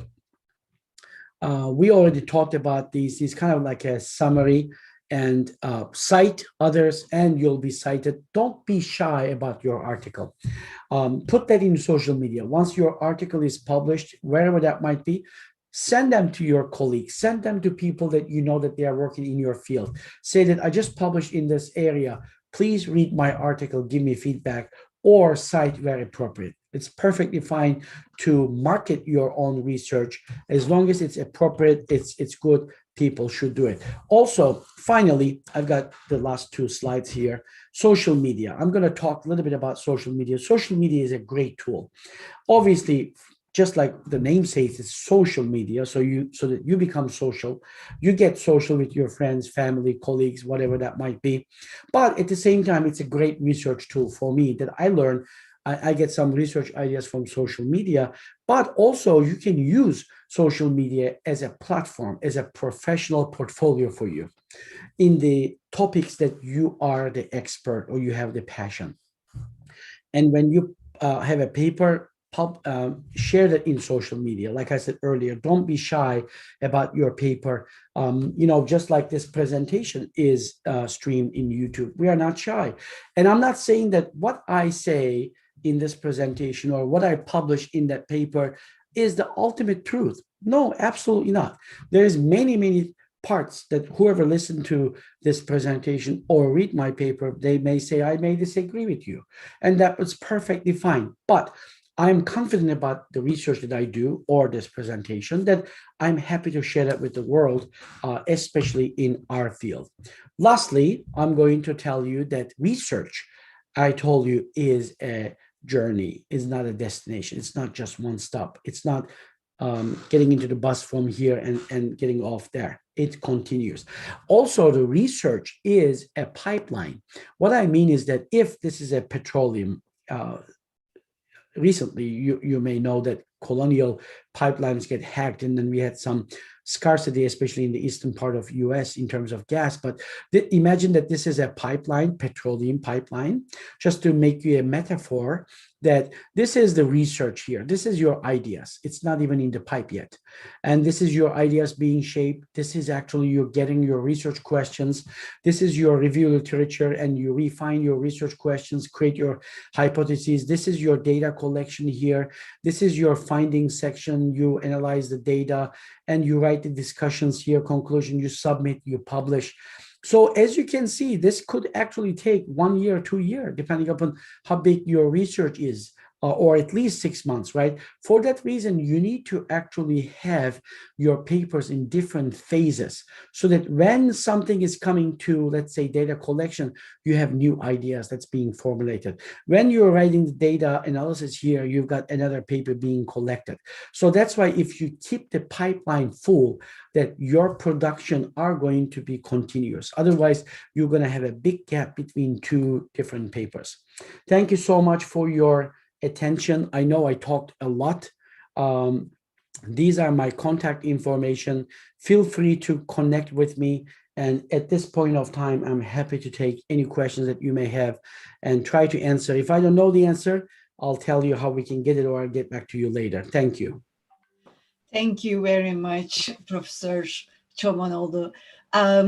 Okay, I will take care the rest of the webinar now on. I'm just gonna give you 2 minutes to relax because we have so many questions. So thank you very much for sending your questions. Now I'm gonna start. There are many questions, Dr. Çobanoğlu, many of them. So let's start from the Dr. Sweetie Jamgate is asking, what are the differences between various indexing, especially from Scopus and SSCI? Yeah, good question. You know, this is a hard question. It's like, is Toyota or Honda better? You know, these are all private companies, both Scopus and SSCI, which is part of Clarivate. You know, if you look at the inclusion number, Scopus is a little bit more. I think in Scopus there are 300 hospitality journals. I'm not 100% sure, but you can just easily go Scopus list. If you Google that, you'll be able to find it. And there's also a category there that you can find easily. But I cannot compare. But they are both indication of at least perceived quality. If a journal is indexed in Scopus and SSCI, or SSCI, I should say, and or, that usually it's better. So, but it doesn't mean that all journals that you are going to publish needs to be indexed in Index or Scopus. I'll give you one example from my own journal, Journal of Global Business Insights. It's not indexed anywhere. It's a new journal. It's open access. It takes time for them to get into these indexes. For that reason, what I would like to tell you is that, of course, if your university requires SSCI or SCI or Scopus, sometimes there is different lists, like Australian Business Dean's List, ABDC. There is University of Texas, Dallas list. There is Financial Times list. I mean, you can have many, many different lists. Those are, we don't have any control. If your university requires them, obviously you have to play the rules with the game. You have to go and publish in those. But if there is no restrictions like this, then I suggest you that you look at the journal that you want to publish, that you target, the journal that fits to you. And you can actually understand that from reading the contents of the journal, what they publish, if this is a good quality or not. I suggest that sometimes I prefer open access journals when I publish instead of Scopus or SSCI, because I'm in a point in my career that I really don't have to publish in SSCI. I'm full professor. I went through all that process before. Now I'm looking at more impact. If I publish in an open access journal, true open access, please be careful of predatory journals. Then I say that, hey, look, more people are going to have access to my paper. The impact is going to be higher. You know what I do? I mean, again, I'm not going to be shy. When I publish a paper, I make a webinar like this editorial that we did in JGBI about crowdsourcing. We did a webinar about it. We want to tell more people about it. That's good for, of course, for the impact, but plus it's good for me because more people are going to know my paper, my work. Hopefully they're going to cite it more. The impact will be better. Thank you very much. We have a raised hand. Dr. Faizan Ali, hello. Can you hear us? Yes. Thank you. Thank you, Dr. Jan, for your presentation. My question is an extension of the previous question, the comparison between Scopus and SSCI. I believe there are quite a lot of graduate students in today's audience, right? And you have served on a lot of search committees. I've seen and observed that many young students get stuck into this whirlpool of Scopus, SSCI, this, all that. So believe if you are on a search committee and you are hiring somebody, a fresh PhD, what would be your preference?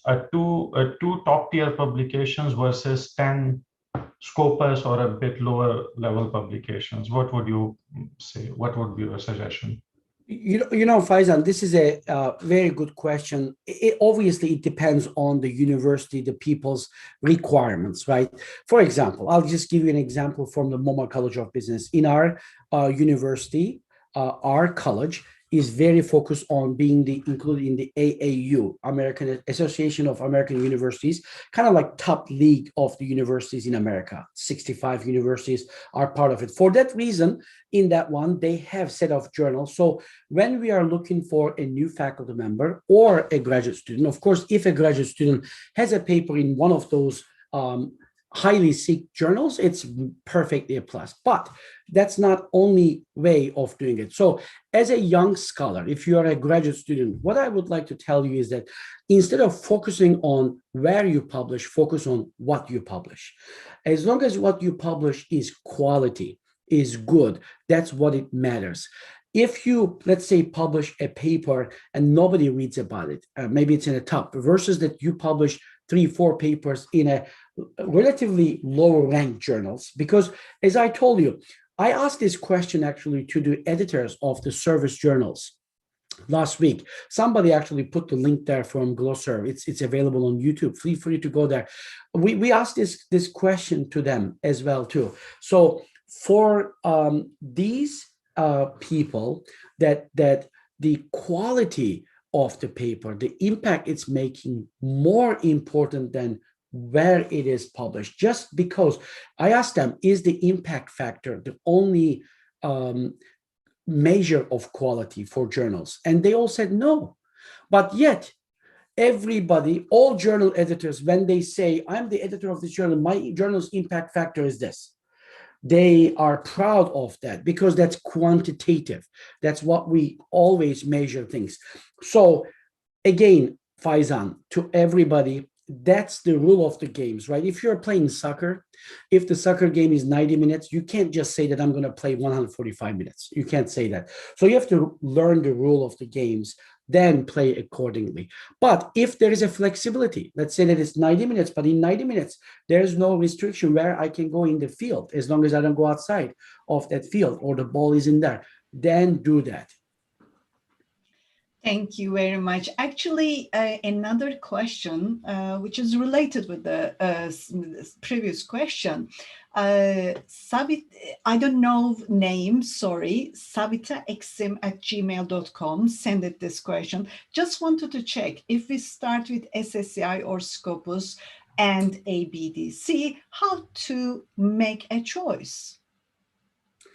Again, that is a question of the fit, in my opinion, right? So when you have an article that I'll give you one example, okay? Let's say that you are studying about robots in hospitality industry, service robots. Let's make it a little bit even more. So where is your options, right? Then the most common sense is that I'm going to look for technology journals, right? Because robot is a technology. First, I will start with hospitality if it is a hotel, but maybe I'm using this service robots in a bank. That's a service industry or financial institution or insurance company. Let's say a robot is coming to a flood area. They are taking pictures to analyze it. I'm just making this up, okay? Whatever the article is that. So you need to find actually the good fit, right? So if it is JHTT, I will go there. I will look at the articles if that's anything published, not only on that topic. It doesn't have to be in that topic, but related topics. Then I will just go for it. And once I know 2-3 journals, and then look at your own requirements, your institutional requirements. Like for Turkey, for example, SSCI index is not a requirement to apply for an associate professor, but it's always good to have, right? If that's the case, then maybe at least you can target 1 or 2, if not more. That's how I would just say. Okay, perfect. I know you are getting tired, but we have No, I'm many good. questions. Are you okay? Yeah, I'm okay. Please I'm just let perfectly me fine. know. Okay. Yeah, Right. these things give me energy. As long as the audience are here, I'm perfectly fine. I'm just gonna make sure that my room is a little bit cooler. Yeah, please go Just ahead. time to time, I'll check. Okay. I have so many chat questions, so many people who wrote it on the chat. So one more a raise hand I have. So Dr. Masood, please go ahead and ask your questions, and then I will continue with the chat questions. Please, Dr. Masood. Okay, thank you. Thank you for giving me chance to ask something about this webinar. And I would like to thank the arranger who arranged this seminar and webinar because it is a fantastic seminar for the researcher and new researcher. I have only one question, that is impact factor. How determine the impact factor? Some journal, they show their impact factor is too much high, and some journal. So is it a natural process to identify or determine the impact factor? Thank you. Thank you. That's a great question. Impact factor is not actually calculated by the journals. There's a formula actually. The formula is depending upon impact factor or site score, let's say Scopus, as Scopus journals calculates them, is that the number of citations that a paper gets published in the last 2 years in this year. So for example, if you are calculating the impact factor for this year, you look at how many papers have cited how many papers from the last 2 years are cited this year. So if a journal tells you that my impact factor 4.67, as I told you that, especially if I don't recognize that journal. So if I know from my field, I know the SSCI index journals like International Journal of Hospitality Management, International Journal of Contemporary Hospitality Management, Cornell Hospitality Quarterly, I know them. So when I see their impact factor, I believe it. But if there is a journal that I don't recognize and they claim that their impact factor, which might be true, by the way, it doesn't have to be, always lie. What I do, as I told you earlier, I simply go into the SSCI Web of Science page. You can just easily put SSCI index journals, Google that, you will be able to find it. Or I go to Scopus for that matter. And when you click in there, search for this journal, they actually publish those impact factors. And these impact factors for the SSCI and SAI journals are actually announced every June. So next month, if you go into my Facebook, hopefully I will be able to tell you a higher impact factor. That's how we measure. But again, if it is not higher, that means that less people are citing my papers. So I need to look at the quality of my papers. But so please don't just believe anything that you see, because predatory journals, I want to warn everybody, please stay away from predatory journals. Sometimes some people knowingly or not knowingly get into the trap of these predatory journals. And those journals are claiming that they are impact factors. They just like see in this email that I showed you earlier, they say that we're going to review your paper in 2 weeks. We're going to publish it in 3 weeks or 4 weeks. This is by no means possible. I mean, in my entire career, I've never published a paper in less than even 6 months, maybe even more, because it has to go, reviewers need to have time to review it. Then the editor is not machine, right? They also have other things to do. So they need to, service your paper. That takes time. So for that reason, that's an important question. If a journal is indexed in SSCI, their impact factor can be verified in the SSCI list website, the official SSCI list. Actually, my next question is related with the predatory journals, and Shantanu Sahu is asking how to identify predatory journals. Very good question. Okay.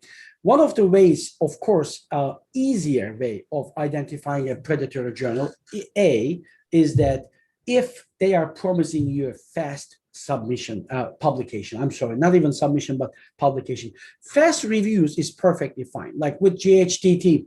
And I think Dr. Katerina Berezna is also among the the audience here. I see her name earlier. She's our managing editor, and Dr. Doğan is our associate editor. And I think we have a couple of more members of my editorial team. We are actually working very hard to reduce the time once the person submits the paper for that to get to the reviewers and the reviewers to get the first review. We try to make it less than 2 months or 1 month. You know, that's ideal. It's difficult, but ideal, because finding a reviewer is not easy as well. So back to that question, how do you identify a predatory journal? By the way, remember I told you we are going to do a MOOC on SSCI publishing or top tier publishing. One of the topics is going to be this one. We're going to actually spend about an hour how to identify predatory journals. But now, number one is that if somebody is promising you to publish in 3 weeks, 1 month, likely that it's a predatory journal. Not all of them, right? You need to look. Number two is that if they are charging a humongous fee. And number three is one of the best ones, easier ones, also look what they publish. And if you see journals, articles that are published in many different fields. I mean, we have seen somebody the other day, I think one of the professors from Hong Kong Polytechnic University submitted gibberish. They just like found some random papers. They made a paper in a medical journal, a tourism paper in a medical journal. They published. They were asked to pay $300 to publish. They pay that money just to show people that predatory journals do exist and they are there. Please don't fall into trap. If you want to be 100% sure, there is an open access journal. Go and look at the directory of open access journals.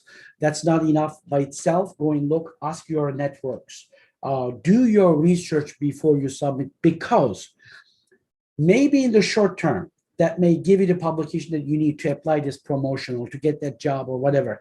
But in the long term, I am 100% guaranteeing you that it's going to harm you. It's going to harm you more than it will harm that. Those people are unfortunately predatory by itself. All they focus is to get your money and go run away.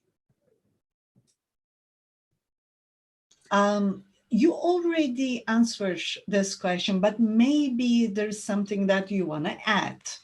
So Dr. Jasmine Kaur is asking, why does reputable institutions, journals have low impact factors? On the other hand, privately owned second-tier institutions, journals have high impact factor, especially in India.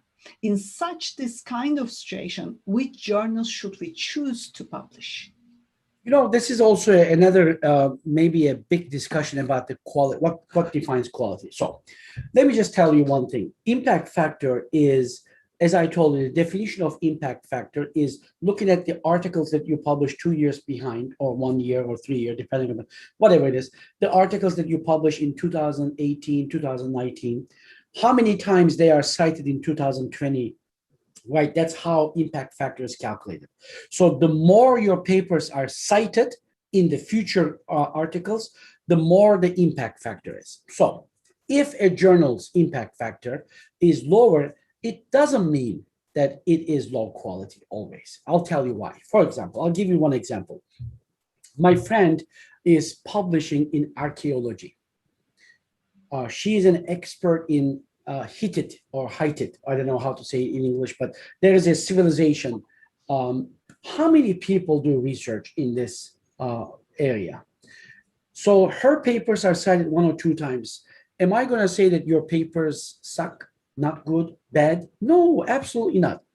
It depends on how widely your papers are. I told you that if you look at Google citation scholar, thing that my papers are cited 6,000 times, almost 6,000 times.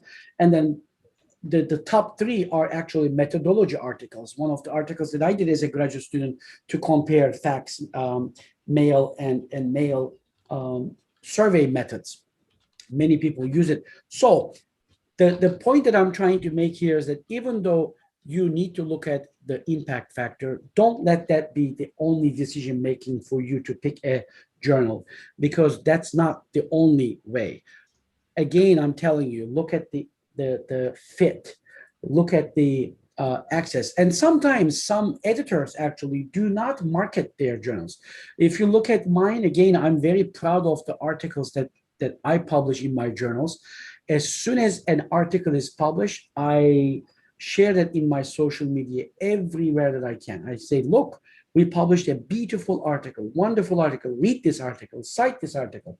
I'm not really shy to say to people, cite where appropriate. Obviously, I'm not going to just ask people to cite for the sake of cite to increase my impact factor, but that helps. You know, if you look at my numbers, I think it helps. And I tell also my editorial board members to help with this one. I say, look, guys, when you publish, look at JHTT. If there is an article that is fits, please cite it. It's perfectly fine. You can do that personally. If you have a paper that you publish, ask especially your colleagues in that same field. If you're in the same circle with them, you know who they are, send your paper to them. Actually, we have very interesting question. Eduardo Mangini is asking, if I read one article from predatory journal, are there some problems to use it? So referencing, citing it. Right. That's a difficult question to answer, because when I'm doing, let's say, review literature, okay, I'm going to Google Scholar. I usually use Google Scholar, and I use Scopus and Web of Science databases. These are the top 3 that I use. And I put a keyword. I really don't look at the journal, if that's a predatory journal or not.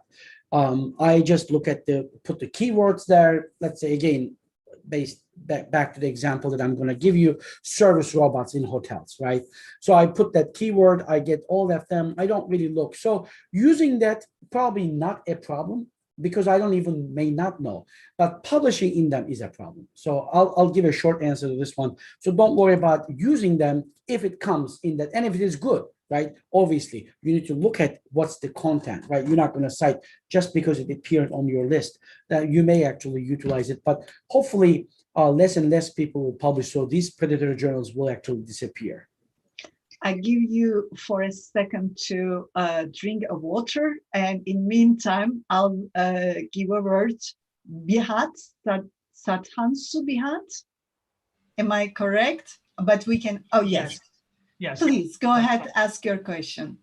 Thank you so much, Professor Chihan. I mean, this is always amazing. This is my second session of yours, and it's always fabulous and refreshing, to listen to you. And it's even more special when you attend your session with influencers like Professor Faizan Ali and Professor Dogan. So I have 2 questions. First is, how has your selection strategy for journal articles evolved over a decade with the growth of your journal, JHTT?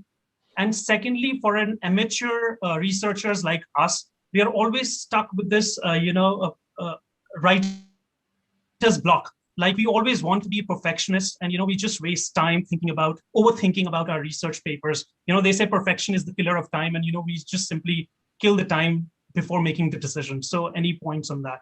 Thank you. Right. Thank you. And also, I just want to tell.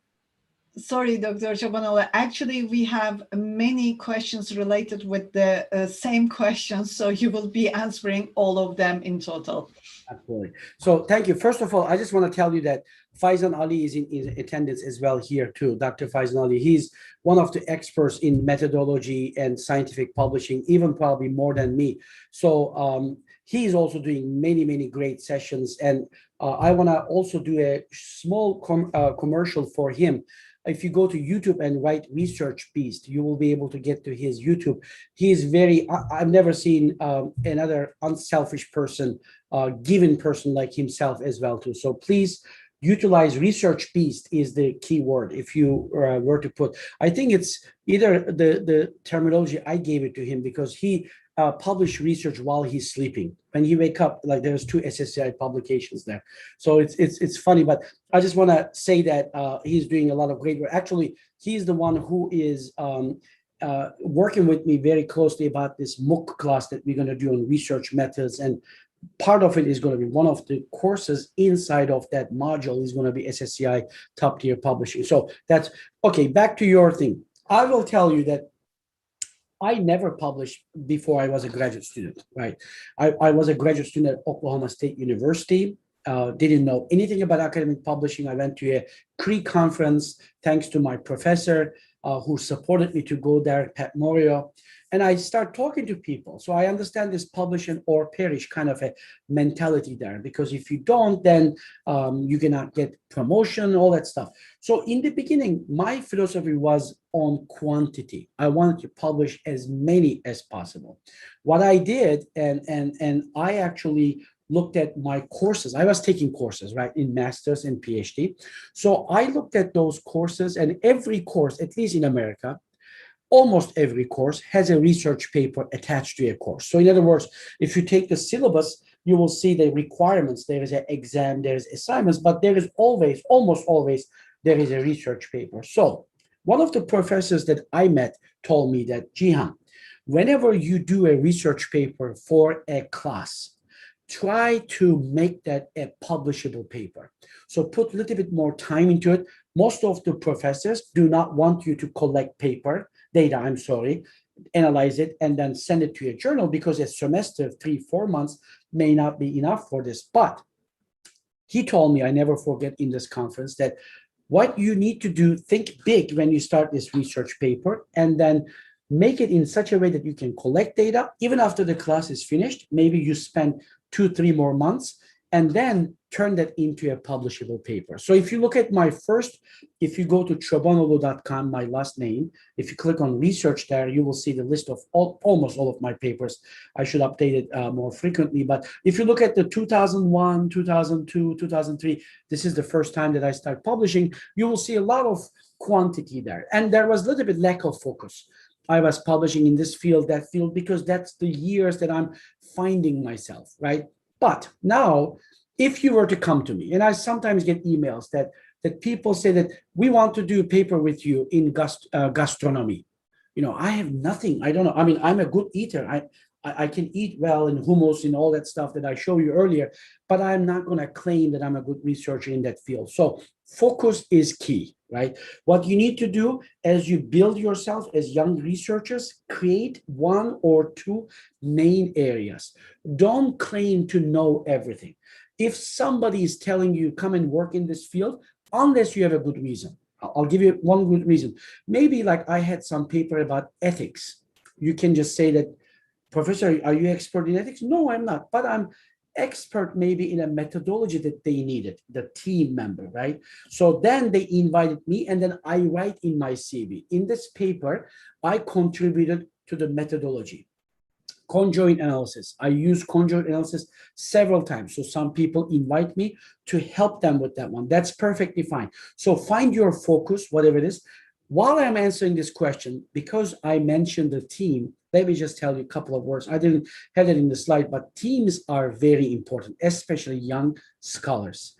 And create your teams, research teams. Like last week, we had Glosserve, right? In Glosserve, we had many sessions. Let's say that you are interested in, and in Glosserve, we had categories there, accounting, finance, technology. And you go there and you meet with Yarkin. Yarkin is from Kazakhstan. He is one of the PhD students. He actually reached out to me. So he was there. I see that. And Professor Marika is there. Gökhan was there. Faizan Ali was there. You know, all these people were there. So let's say that they are talking in a research paper, right? Somebody's presenting, and Yarkin is listening to this one. And they see that he sees that one professor actually gives great comments about that topic, and that's the topic that he wants to work. So he or she, in this case, Yarkin, I'm just giving because his camera is on, he's actually can reach out to that person, say that, Professor or Doctor or Mr. or Mrs., I love how you do this. This is exactly what I'm working on, maybe in a different paper. I would like to work with you. Would you have time to meet with me? Don't be shy to do that.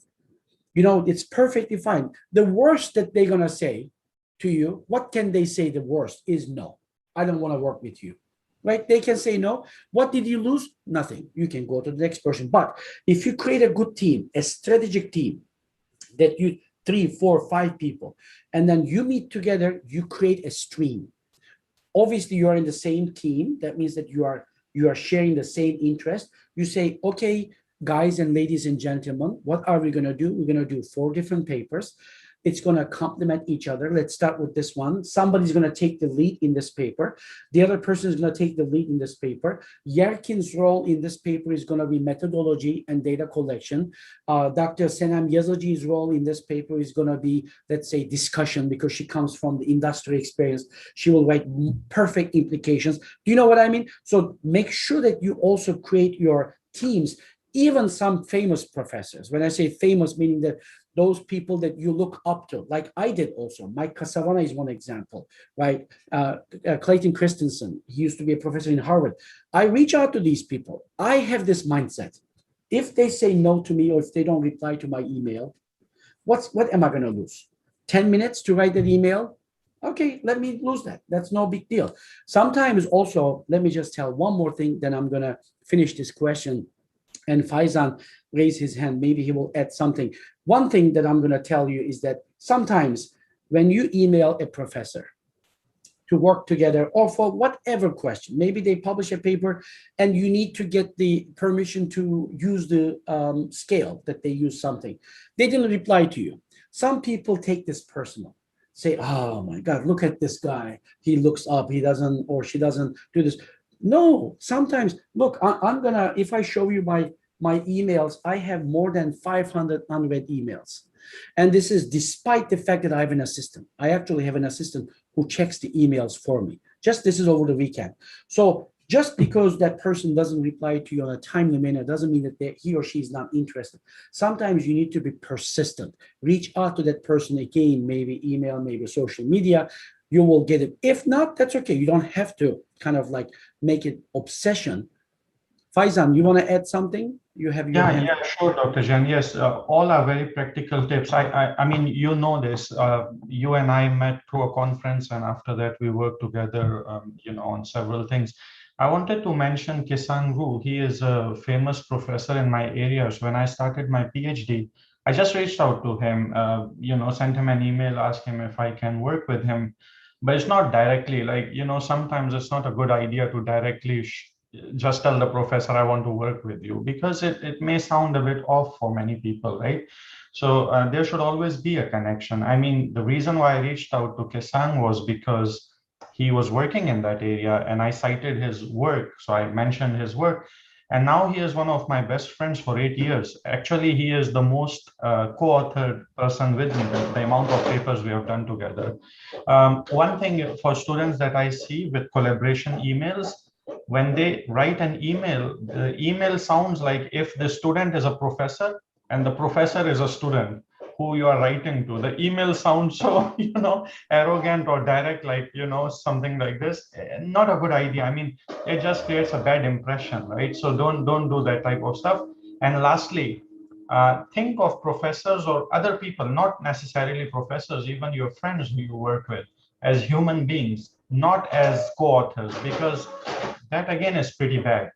So for instance, Dr. Jihan and I, we work together quite often, right, on all the research papers and everything.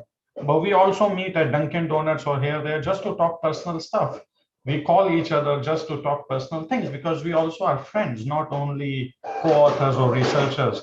This morning, I messaged Siddhan to talk about a paper, but the moment I talked to her, I realized that, she is feeling a bit sad or something. Okay, I forget about paper. I talked to her about her problem, like what's going on, because at the end of the day, we are making personal relationships, not just writing papers and stuff like that. So just some important things, because at the end of the day, it's about those really close human relationships. Exactly. Thank you very much, Dr. Ali. And actually, you both answered this question, but I just want to read it. Poonam Shukla asked it, Bambang Sutrishno asked how to collaborate with the internationally. So you already answered this question. Okay, let me ask very interesting question. Bambang Sutrishno asked, can a replication study with different country be acceptable in reputable journal? Right. Yeah, I'll be happy to answer this question, but I just want to also tell kind of complement what Faizan said in terms of finding international collaboration, is social media is one of the best tools actually to do that. Social media allows you to be able to create this non-threatening, nice relationships, especially if you are genuinely interested in this person's research. LinkedIn is a wonderful tool, but yet Facebook or other platforms, even Twitter. So if you're following somebody and they are posting something, if it is related, so you can comment on their comments, and then this is one way to get to acquaintance. Then when you were to send an email to work together, it will not look like a cold. But if it is a cold email, make sure that you use the appropriate language, like Faizan said. In terms of the other question that is related to, for example, replication studies. Replication studies can be okay, perfectly fine, especially, let's say that there is a theory, new theory. Somebody came up with a new theory, and then that person, or they have actually developed a construct. I'll give you one example that we are doing RoboQual. We are working on the quality of robotic servers, okay, service robots quality, service quality. As you know, SerQual, DynQual, LodgeQual, right? So this one is going to focus on RoboQual. So if a robot throws a soup on you in the restaurant, what would you feel? How would you describe, right? So imagine that I do this paper, I develop a scale. Obviously, I do my analysis, EFA, CFA, and then I publish this. Then you can actually take this scale and replicate that study in another setting, right? In another country. There might be very good reasons to do replication. Or when you replicate it, then you may actually have some contributions to it. As long as it makes sense and it does add value to that paper, and that's perfectly fine. But if you were to, let's say, I'm going to give you again an example that is really kind of like a little bit abused now, technology acceptance model. For those of you who are in technology field, you probably know technology acceptance model. Davis, 1989, has created this model. Perceived usefulness and ease of use is going to determine the intention to use a technology item, right? So this, if you were to put this in Google Scholar, you'll probably find 25,000 articles that have been done in this. I'm exaggerating maybe, but there's many, right? You get the point. So if you are going to replicate an article that is being published elsewhere, exactly the same thing, it has no value. You should not do it unless there is just, because that TAM, technology, was not only has been replicated in different regions, in different industries, in different technologies. So you need to really have something different to add. That's my advice to this person, whoever asked this question, to look at that, make sure that it will have a value. Okay, this question also related with the data collection. Christian is asking, is it possible to submit to a good journal with data being collected from a small geographical area? If so, how can authors justify the selection of small geographical area? Yeah, Professor Dimitrios Bouhalis, maybe some of you know him. He's the editor of Tourism Review Journal.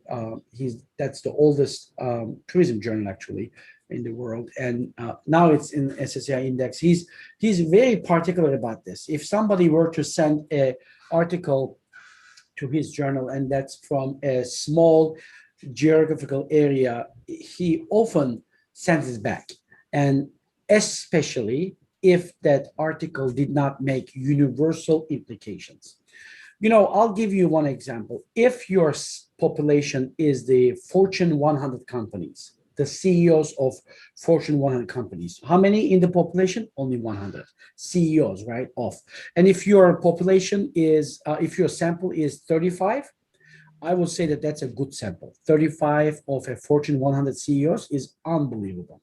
It's difficult to achieve. So for that reason, it's actually depending upon what that you define. But if you were to, let's say, go to India or Turkey in a very small area and you collect data for a global phenomena from there, and you claim that that's going to impact or it's going to apply to all humanity, all that population the same. That's not going to fly. So you need to have a good reason why you are doing what you are doing. I'll give you one example. I got an article about an area, but this area is different than other areas this person have done because that area is the hub of innovation in that country. So this person was focusing on the attitudes of the residents towards innovation in that particular area. See, that one has actually appeal in there. So that might give me an indication that this is okay for this one, for the Silicon Valley, for example, San Francisco area, if you're doing it, if that's what you're doing. So long story short is that it just depends on the context.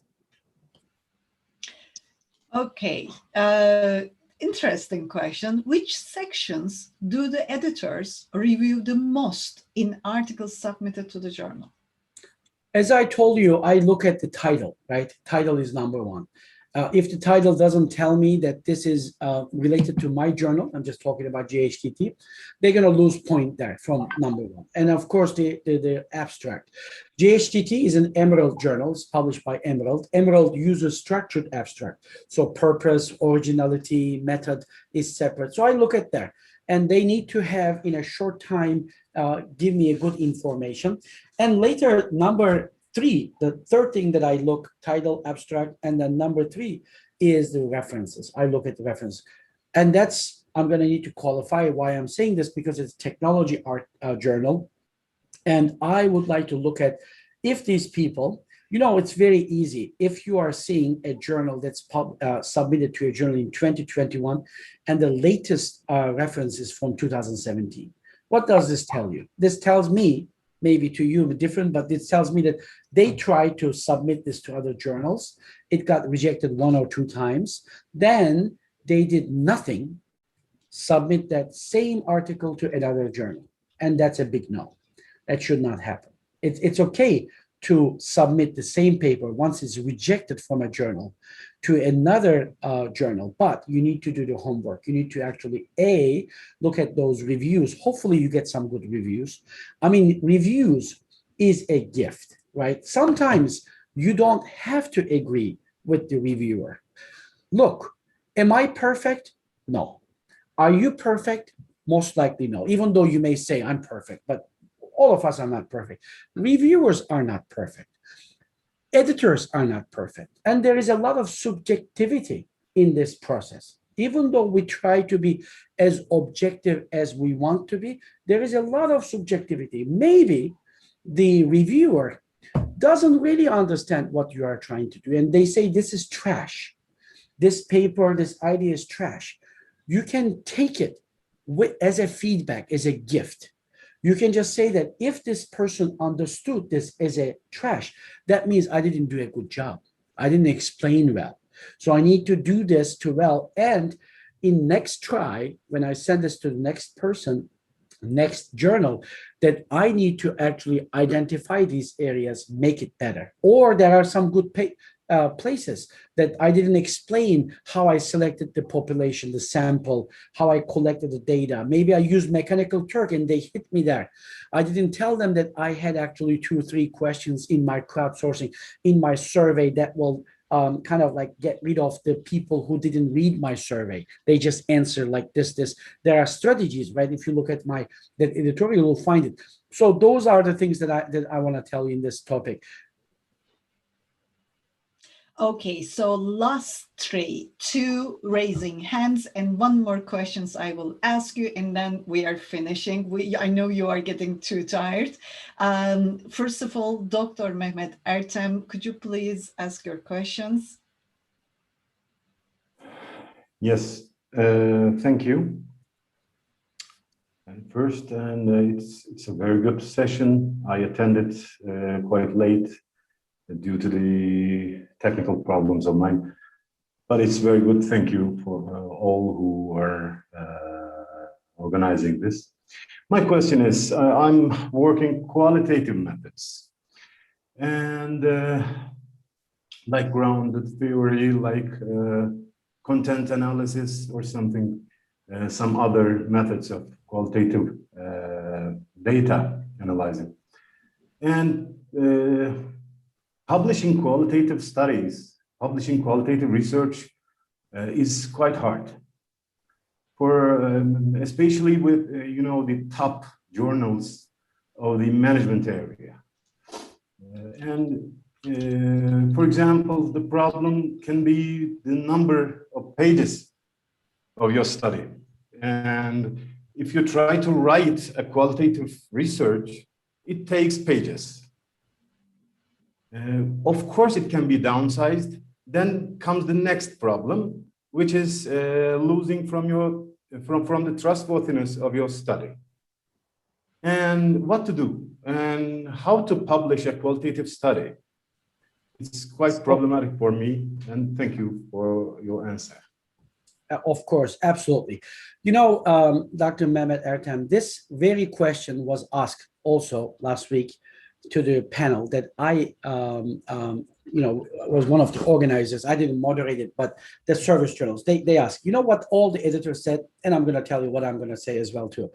Qualitative, somebody asked just like what you asked, similar. They said that unfortunately, qualitative research is viewed less valuable by many people. Unfortunately, that's the fact, right? That's the perception, because some people think it's easier, although qualitative research usually takes more time than the quantitative research. But a lot of people like quantity, just like this impact factor kind of is used almost unanimously as the quality of journals, right? So this is number one. Number two is that I would like to ask you to think about, look at the fit again. If, let's say that you are going to a journal, if you're going to come to JHTT, for example, if you look at my articles, if you look at my last 2 years, right, just the abstracts, you will see that I actually love qualitative research. You will see that, I never actually counted, I should, and we are doing actually with Gözde Türktarhan and analysis of all the articles that are published in JHTT soon for the last 10 years, but then I will be able to tell you more precisely how many of those articles are qualitative, but I do publish quality. As a matter of fact, we are doing a special issue on qualitative methods. Dr. Rab Nawaz Lodhi is chairing a special issue on that one. So if a journal that you want to publish never publishes qualitative research or publishes very little, don't fight with it. That means that editor, the team of editors, the reviewers, do not value qualitative research. So try not to teach them, because it's not going to help. You're going to waste your time. Okay, that's number one. Please try to find, there's many other journals that you can find that you can publish in this area that they value qualitative research. If there is none, if there is no research, start a journal. Like this is what I did with JHTT. I didn't tell you the story of JHTT, but when I actually created JHTT, the idea, I was so fed up with the lack of journal in this field. In Journal of Hospitality Technology, there was a journal, and that journal disappeared. The editor was not responsive. I got several articles accepted but never published because the journal went out of business. And I was so frustrated. So I went to the editor, publishers, Emerald, Elsevier. I asked them, I want to start a journal. There is a need in this field. Can I start a journal? I wrote a proposal. Emerald accepted. Hence, we are here, right? So I even see a Journal of Qualitative Research in Social Sciences. I think somebody said so. And okay, now let me reply to your last part of that with the word thing. JHTT is 6,000 words. Qualitative research with 6,000 words is almost impossible. I agree with you. So what do? You use appendix feature. So what we do is that I don't have to publish 20,000 words that you do. You give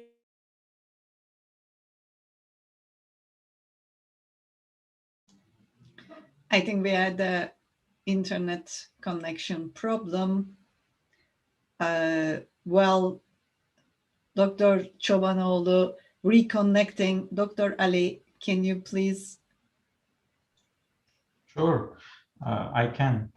So one is the previous question, which Dr. Jihan answered about, if you get a feedback and it's not necessary for reviewers to be always correct. I'll share two examples of my own career.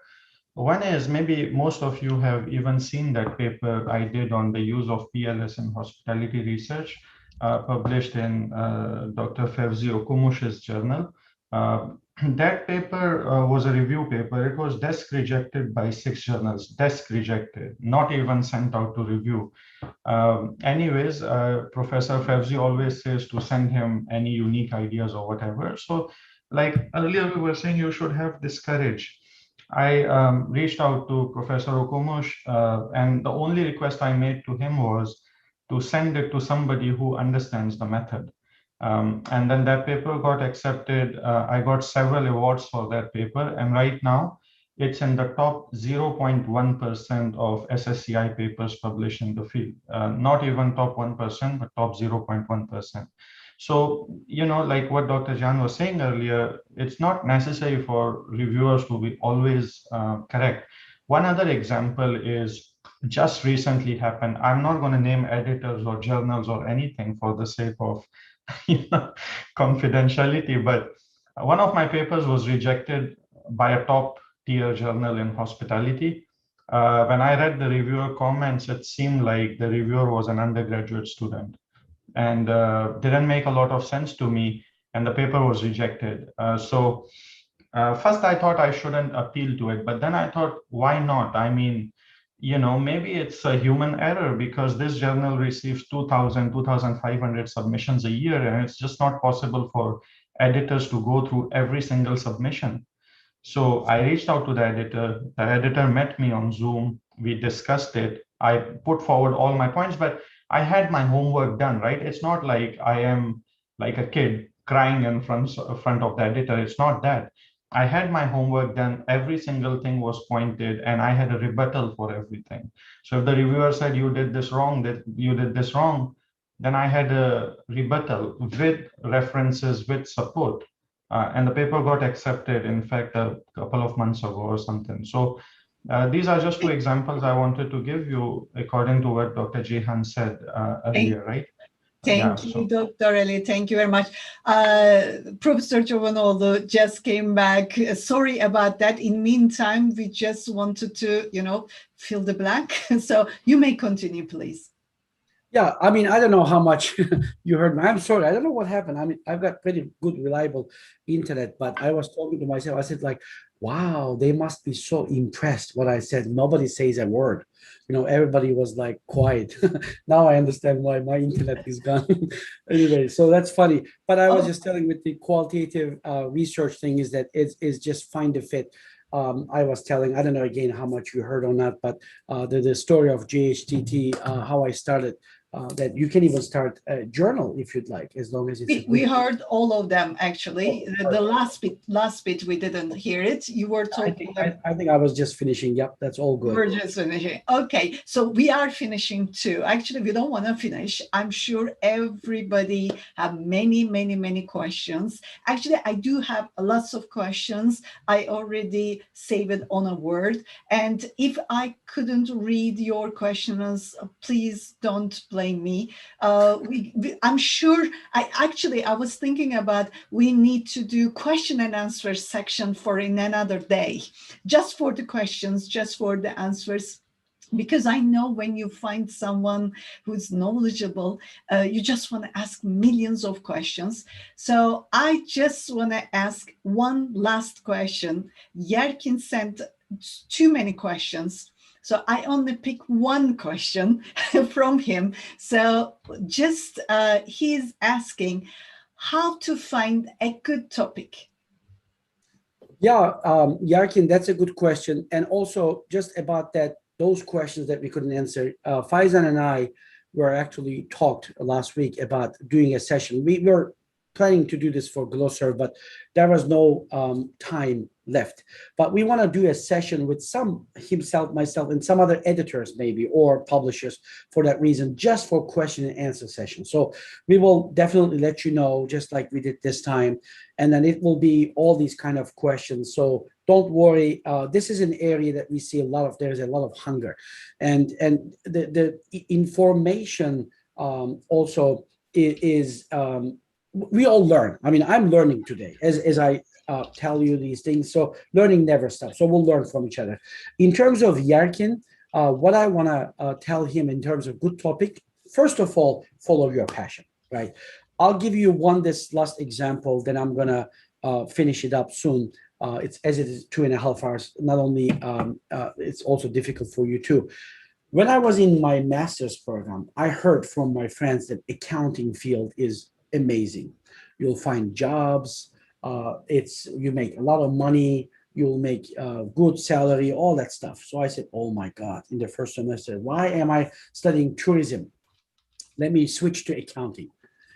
Because of this, I went to accounting. I switched, in America, you can change your major quite easily.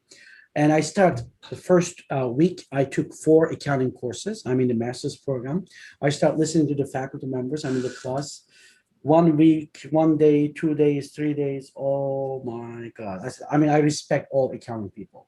If there's an accounting professors here, all my hats off to them, not for me. I don't have any passion for accounting. It's just difficult for me. For that reason, I said, even if they give me $1 million salary, I'm not going to do this because I don't enjoy.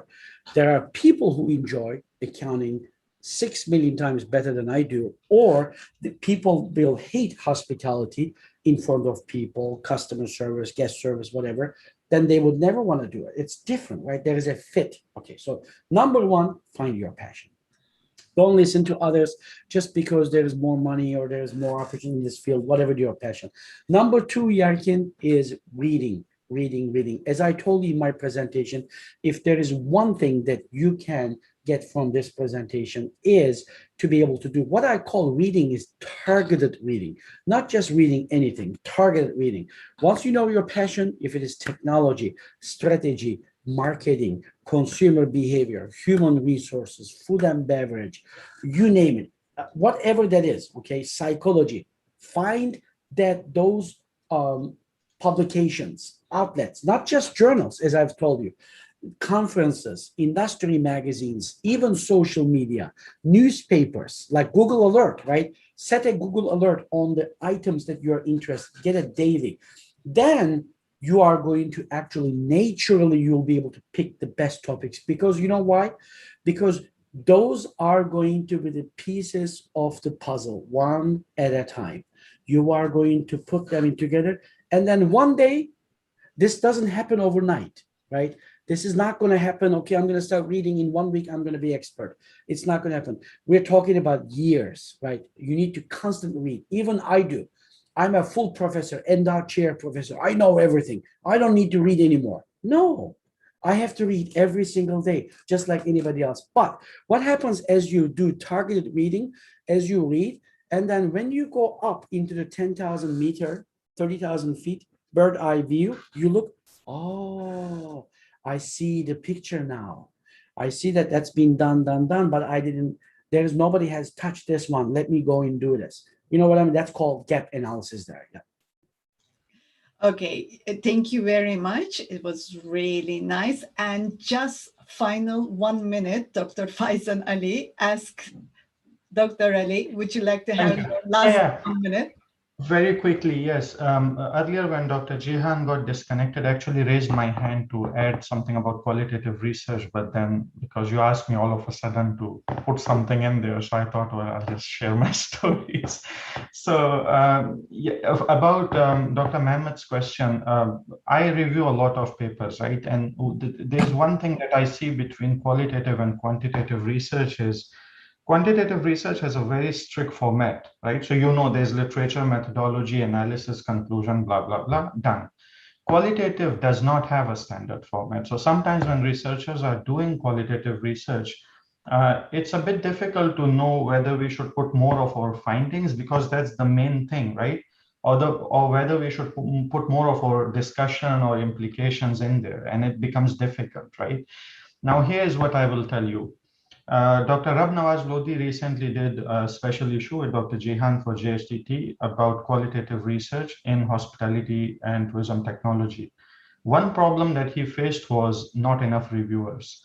I want to tell to all the qualitative researchers, right? If you want people to acknowledge your work, if you want people to know more about qualitative research, You have to accept to review papers. The more papers you review, the more papers are going to get published. The more papers get published, the more people will recognize your work. Right now, that's not the situation. So remember this, for every single paper that you want to publish, sort of make it a rough thing to review 2 to 3 papers. Why? Because your one paper is reviewed by 2 to 3 people, right? I review probably 100 to 120 papers a year. This is a lot of work considering my job and all those things, right? And all these things that we do. Dr. Jian does the same. Other people do the same stuff. So and this happened to me with PLS also. When I started doing PLS, there was not a lot of people who understood PLS and hospitality. Now many people do. I'm not saying that that's only because of me, but I put my part into it so people know the method, right? So I think that's very important to accept to review papers and do a good job in that so people can recognize your qualitative research. Just this. Thank you. I totally agree with you. And maybe the next time we will also talk about a reviewer, how to be a good reviewer. And this is another thing because we should really consider. As far as I understand, you, your supervisor, your colleagues are playing a key role to publish in top tier journals. You need to have a team to work with. You must build a good network. Your aim is to do research, and publication is a result to share with others. Your second aim is to have audience to read your articles. You decide your research area based on the future trends. You are from tourism field and you know better than anyone else this field. So practice and academy must work together to find the future trends. So a big thank you to Professor Cihan Çobanoğlu. Thank you, Dr. Faizan Ali. Thank you, IFIT President, Dr. Eda Avcı. Thank you, IFIT General Secretary, Dr. Seden Doğan.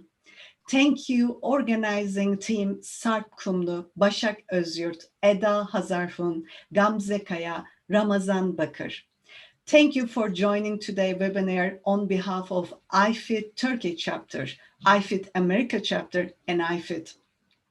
Please follow us, IFIT Turkey chapter social channels. We will have more events coming in summer. Thank you all our participants from Egypt, Oman, India, Portugal, Ecuador, Indonesia, Croatia, and Romania, Pakistan, USA, Uzbekistan, Rome, Bangladesh, Malaysia, Philippines, Turkey, Slovakia, United Arab Emirates, Hong Kong, United Arab Emirates, USA, Jamaica, China, Malta, Afghanistan, Ghana, North Cyprus, Taiwan, Chile, Maldives, and Saudi Arabia. More than 200 participants joined today's webinar Zoom. And we on live YouTube, more than 27 people watch. You understand the Professors Çobanoğlu's giving quote better than anyone else, because life is a journey, not a destination. We wish you all the best with your journey. We will meet in somewhere. World is small, even though we have a pandemic. Everything will go back to normal and we must be ready for the future. We will create better future together. Thank you very much. Good night, good evening, and good morning. See you next time. Thank you. Thank you very much. We just wanted to have one final picture for all of us. Can you please open up your cameras so we can share this moment on our social medias? And when we see each other somewhere, we remind us where we were met. Please smile.